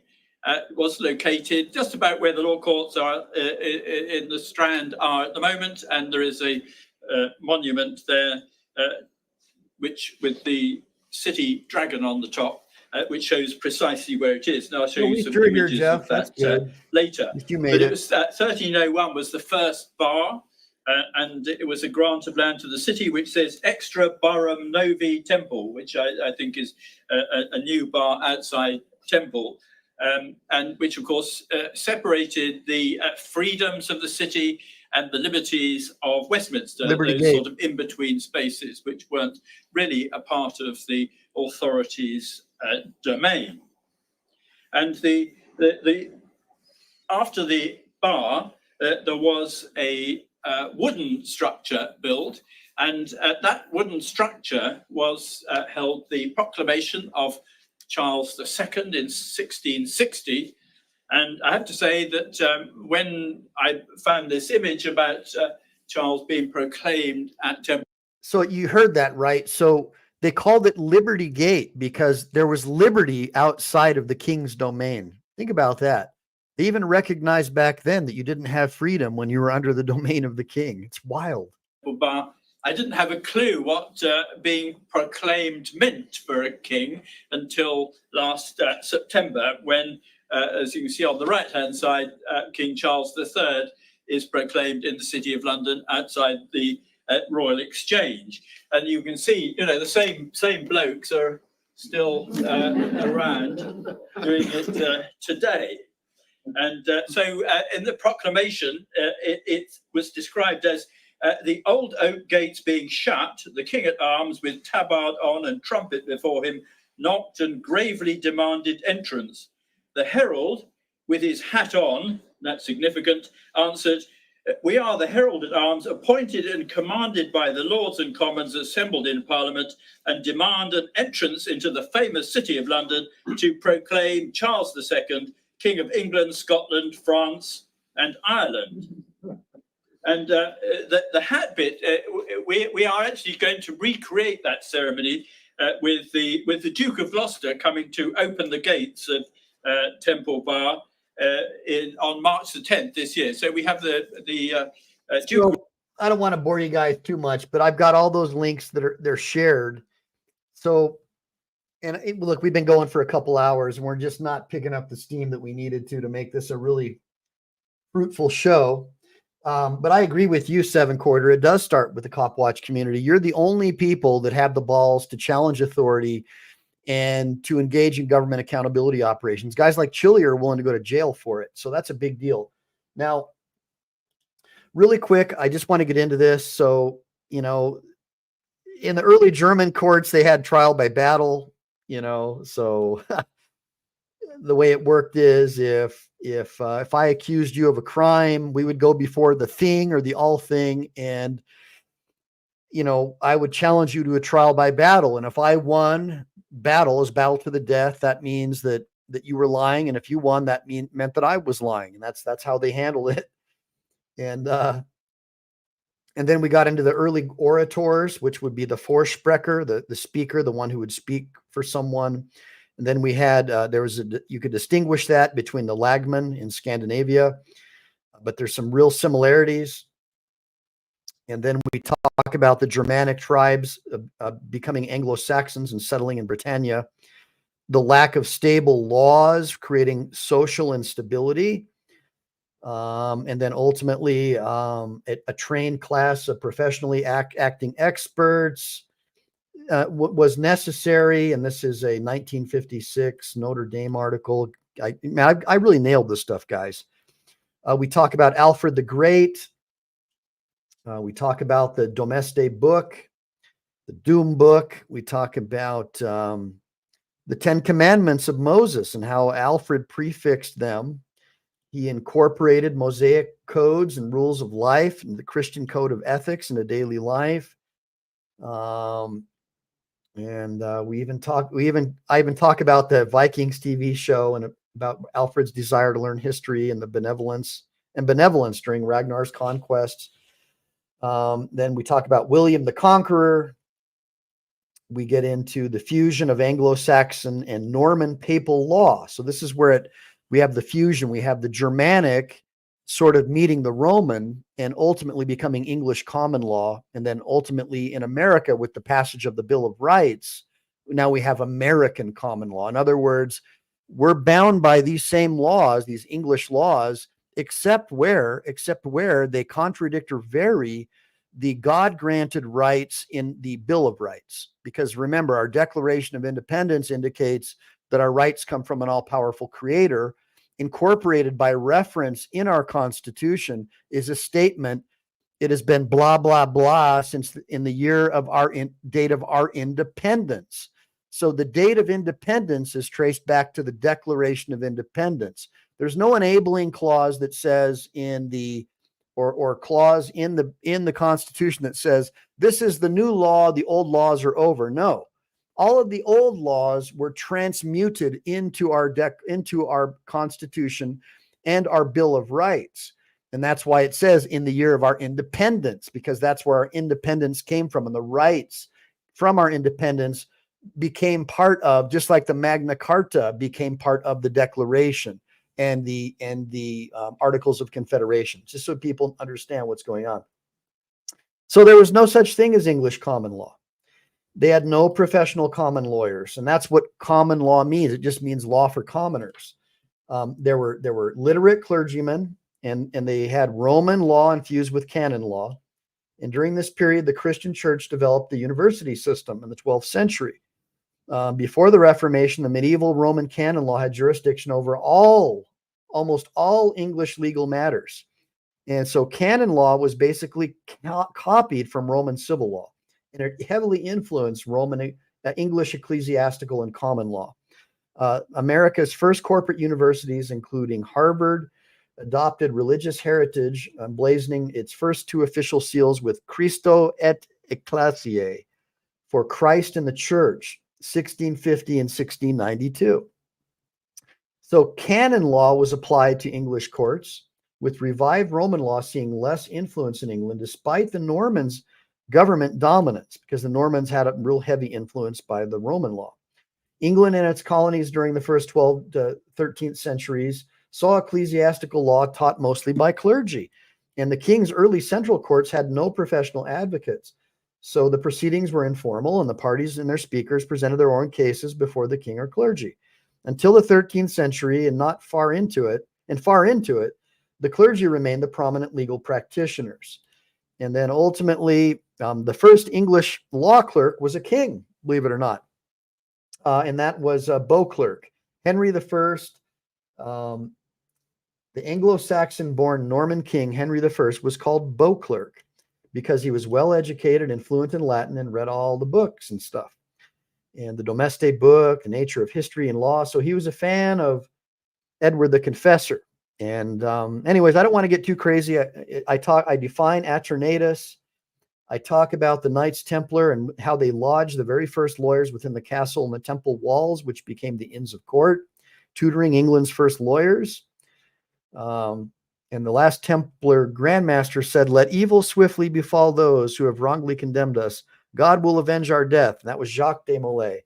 So no one really knows when the Inns of Court exactly started, but we know it all started with the Knights Templars.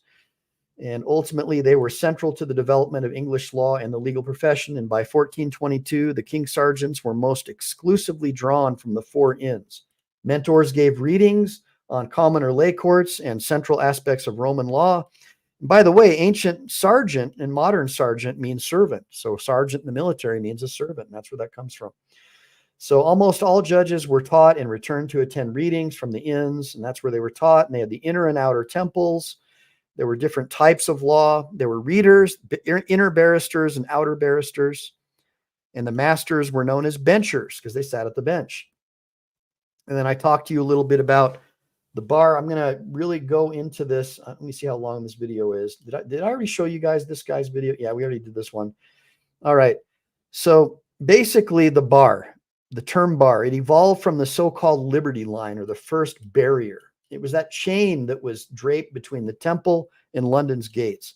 Ultimately, the bar became one thing for legal London and another for the courts.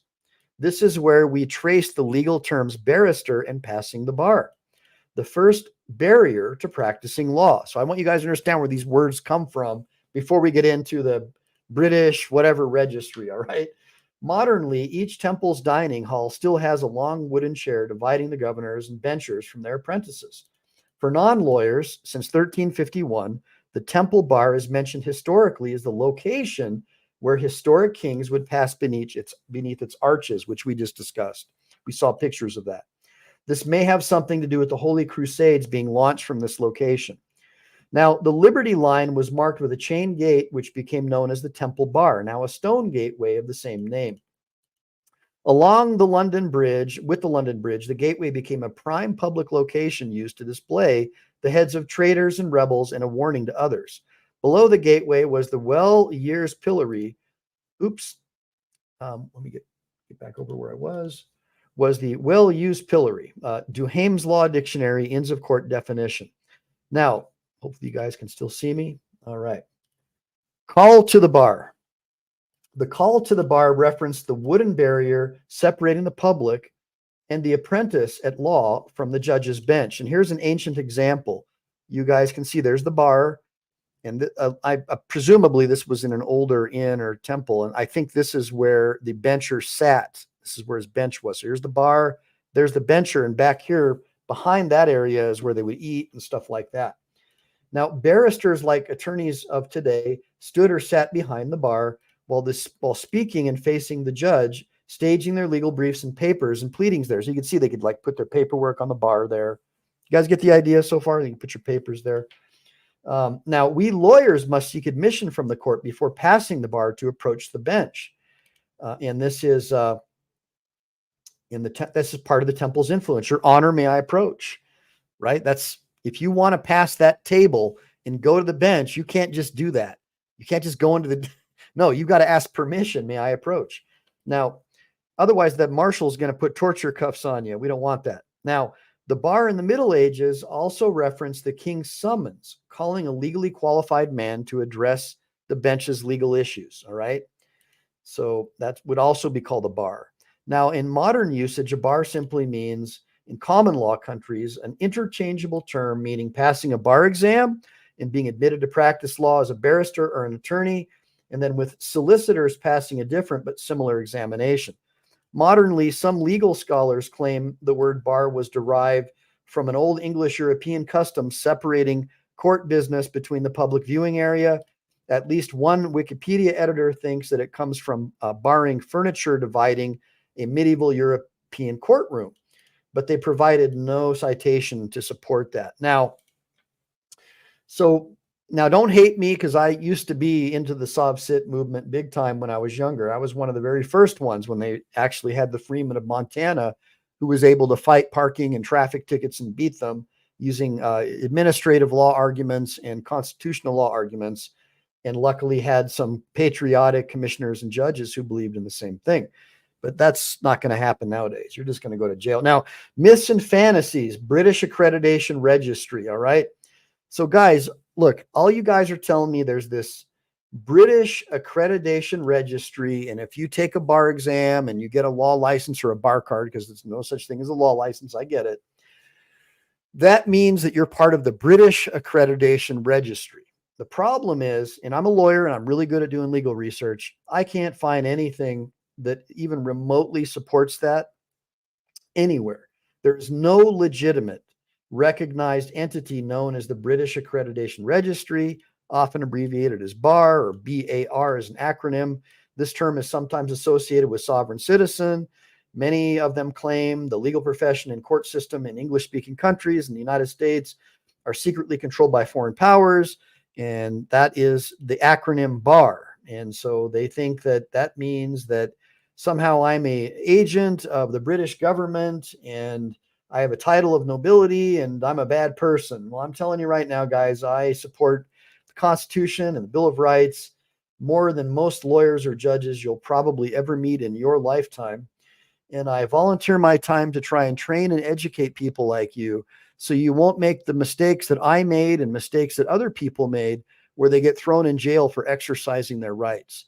And so what I want you guys to do is always remember, always film, always record everything when you interact with law enforcement, and take a look at Chili DeCastro's channel, follow Brick Jonesy, follow BZ Watchdog, and learn about your rights and learn how to hold the government accountable. And in closing, I encourage all of you to develop parallel systems where you do business with one another, including me. And so on my website, on my Michael Eline website, I am going to create a section. See where I have like my little bar up here? I'm going to put businesses we support. All right. Now, anybody who has a website who wants me to share their link, I encourage you to send it over. And if you're patriotic, I'll put it up there. And then I encourage you to do the same thing on your website. Create a patriotic businesses we support section, and let's start supporting each other and develop parallel systems. So now, if I want to find someone who makes organic cat food, right? Maybe I'm a cat lady. Now I can go to Mike Eline and I can look on his little directory there and see if he recommends anybody who sells organic cat food. And I'll create a section. Whatever you guys have, I'll create a section for it, like the yellow pages for patriots. I encourage you to do the same thing. Copy and paste my list into your list on your website, and I'll do the same. We share that like once a month. We find a new patriotic business. Maybe it's Indian motorcycles because we don't want to do business with Harley Davidson because they're woke and they're not patriotic. They believe in forcing unpatriotic, animalistic behaviors, right, on our children, and we don't want that. We don't want a bunch of pervs forcing their behaviors on our families and our kids. So now we could have our own patriotic target section on our website. Go here if you want to get some patriotic stuff from a patriotic business. Maybe one of you guys has a shipping company. We don't want to use Amazon. Maybe we'll pay a little bit extra bucks to use your shipping company, and so on. And that's how we can develop a parallel system to get off of all of this nonsense that we don't support, but yet we're being forced to pay for, right? Like public schools where they brainwash and destroy the minds of our children. Well, why don't we develop our own parallel system of homeschooling, homesteading, right? Dairy farming, whatever it might be. But let's do that, guys. I encourage all of you to develop parallel systems and support each other. So reach out to me if you want me to list your business in the patriotic businesses section that I'm going to create on my website. And you're welcome, Seven Carter. And yeah, Chad, that's the only way we're going to do it. We can talk about how we're going to change the world and complain about the police and complain about Biden and camel toe. But until we start opting out of their bullshit and start creating our own parallel systems, all we're just going to be is a bunch of whiners and complainers. Now, Martin Luther King Jr., he was a doer. He had all of his people opt out of all those shops and people that were racist against black shoppers. And guess what? They changed their tune really quick after they stopped losing money. Well, if we stop shopping at Target, I guarantee you they're going to stop selling all that tranny swimsuit crap and having these Luciferian symbols that, you know, Satan loves me and all this crap that they have. And they'll return back to a neutral, right? A neutral system where they stop pushing lifestyles that, quite frankly, the vast majority of people don't agree with. And they start just supporting normality, right? Love one another, but don't force your sexuality and your nonsense on my family and my kids, guys. That's all. And we can stop them from doing that by developing parallel systems. We can simply opt out. If they want to force their lifestyle choices on us, that we don't have to buy from them anymore. And then very quickly they'll learn. So I encourage all of us to form parallel systems and help each other out. And yeah, you can donate money without buying the digital book. Just send me $19 on the PayPal account and just tell me you don't want the book, but I'll send you a copy anyways. Or buy a copy of the book for a friend or a family member. I mean, honestly, you know, I know a lot of you probably won't even read it, but it would at least show support for my channel, because I understand you guys hate giving super chats because you don't want to give money to these commies who constantly are trying to figure out a way to silence me and shut down my channel. I get it. And by the way, I'm looking at Rumble and some other stuff too, because we know the more patriotic I get, you can see we go from 120,000 views to 27 views, right? And we know that's because of their algorithm, right? We know communist China hates it. And so because they're in league with Google helped them create their social profiling system and their social credit system, which they want to use on us, that they're naturally going to throttle this channel big time down when I start talking about things that really matter. So anyways, keep that in mind. Yeah, Stacy, really quick, what I'll do is I'll show you on my channel. Hopefully it'll show up for you guys. Go to share this tab. So let me see if you guys can see what I'm seeing. Okay, so right there it says Cops Gone Wild. I don't know if you see that. Now, normally that is not going to be there. There's going to be a freaking different thing there. Let me see if I can find, maybe this is it. No Merc there. Posts, home. Okay, anyways, right here, guys, what you'll normally see, it'll say how I became a lawyer with no law school. And there will be a link where you can click on my description. Actually, no, here it is. It's right here. Whoop. Right here. Watch. Boom. You scroll down. PayPal. You click on that. Opens it up. I don't know if you guys see that. But if you go to my PayPal, I'm sorry, if you go to my Michael Eline, if you go to my Michael Eline page on YouTube, which is at Michael Eline, and then you go right here to where it says Michael Eline Injury Attorney, it says more. You open that up, you scroll down, it has my Michael Eline website where you can read that article in full if you want. It's going to take you a couple hours about the history of American common law. Here is my law firm that I work for. And then right below that is my PayPal account that has, you can purchase my book for $19.99, I guess. And yeah, just buy it and share it with your friends or whatever. And then guys, obviously I need to keep my channel strong. So I'm going to do some cop watch videos. If you guys can get me, you know, a guest on tomorrow, like someone from Audit the Audit or Luster or Lackluster, I sure would love to have some of these guys come on, because I get a lot of people sharing me their videos saying, hey, can you help this dude find a lawyer? Can you help this person find a lawyer? And it's always a lackluster video. So if he wants to come on my show or have me come on his show, that's fine too. Let's develop a parallel system to help patriots find lawyers. We could do the same thing. Like we could develop a database of patriotic civil rights lawyers and criminal defense attorneys in every single state. But I need your help. I need some volunteer workers to help me. I can't do all this. I just spent almost 3 hours for 27 views. You know, that's not an efficient use of time. I mean, hopefully it was. Hopefully I got you guys fired up. But we need to turn this around, man. We need to start forming parallel systems. We can't count on this algorithm to save us, right? If it's going to shut us down every time we try to save the country, we've got to come up with alternative ways of doing things. So keep that in mind, you guys. Have a good weekend. If you guys have, if you guys have some videos or anything you want me to share tomorrow, I'll go live tomorrow if you want to shoot me over some ideas. And with that being said, Semper Fi, do or die. Hopefully I'll see you guys tomorrow. Have a great weekend if I don't.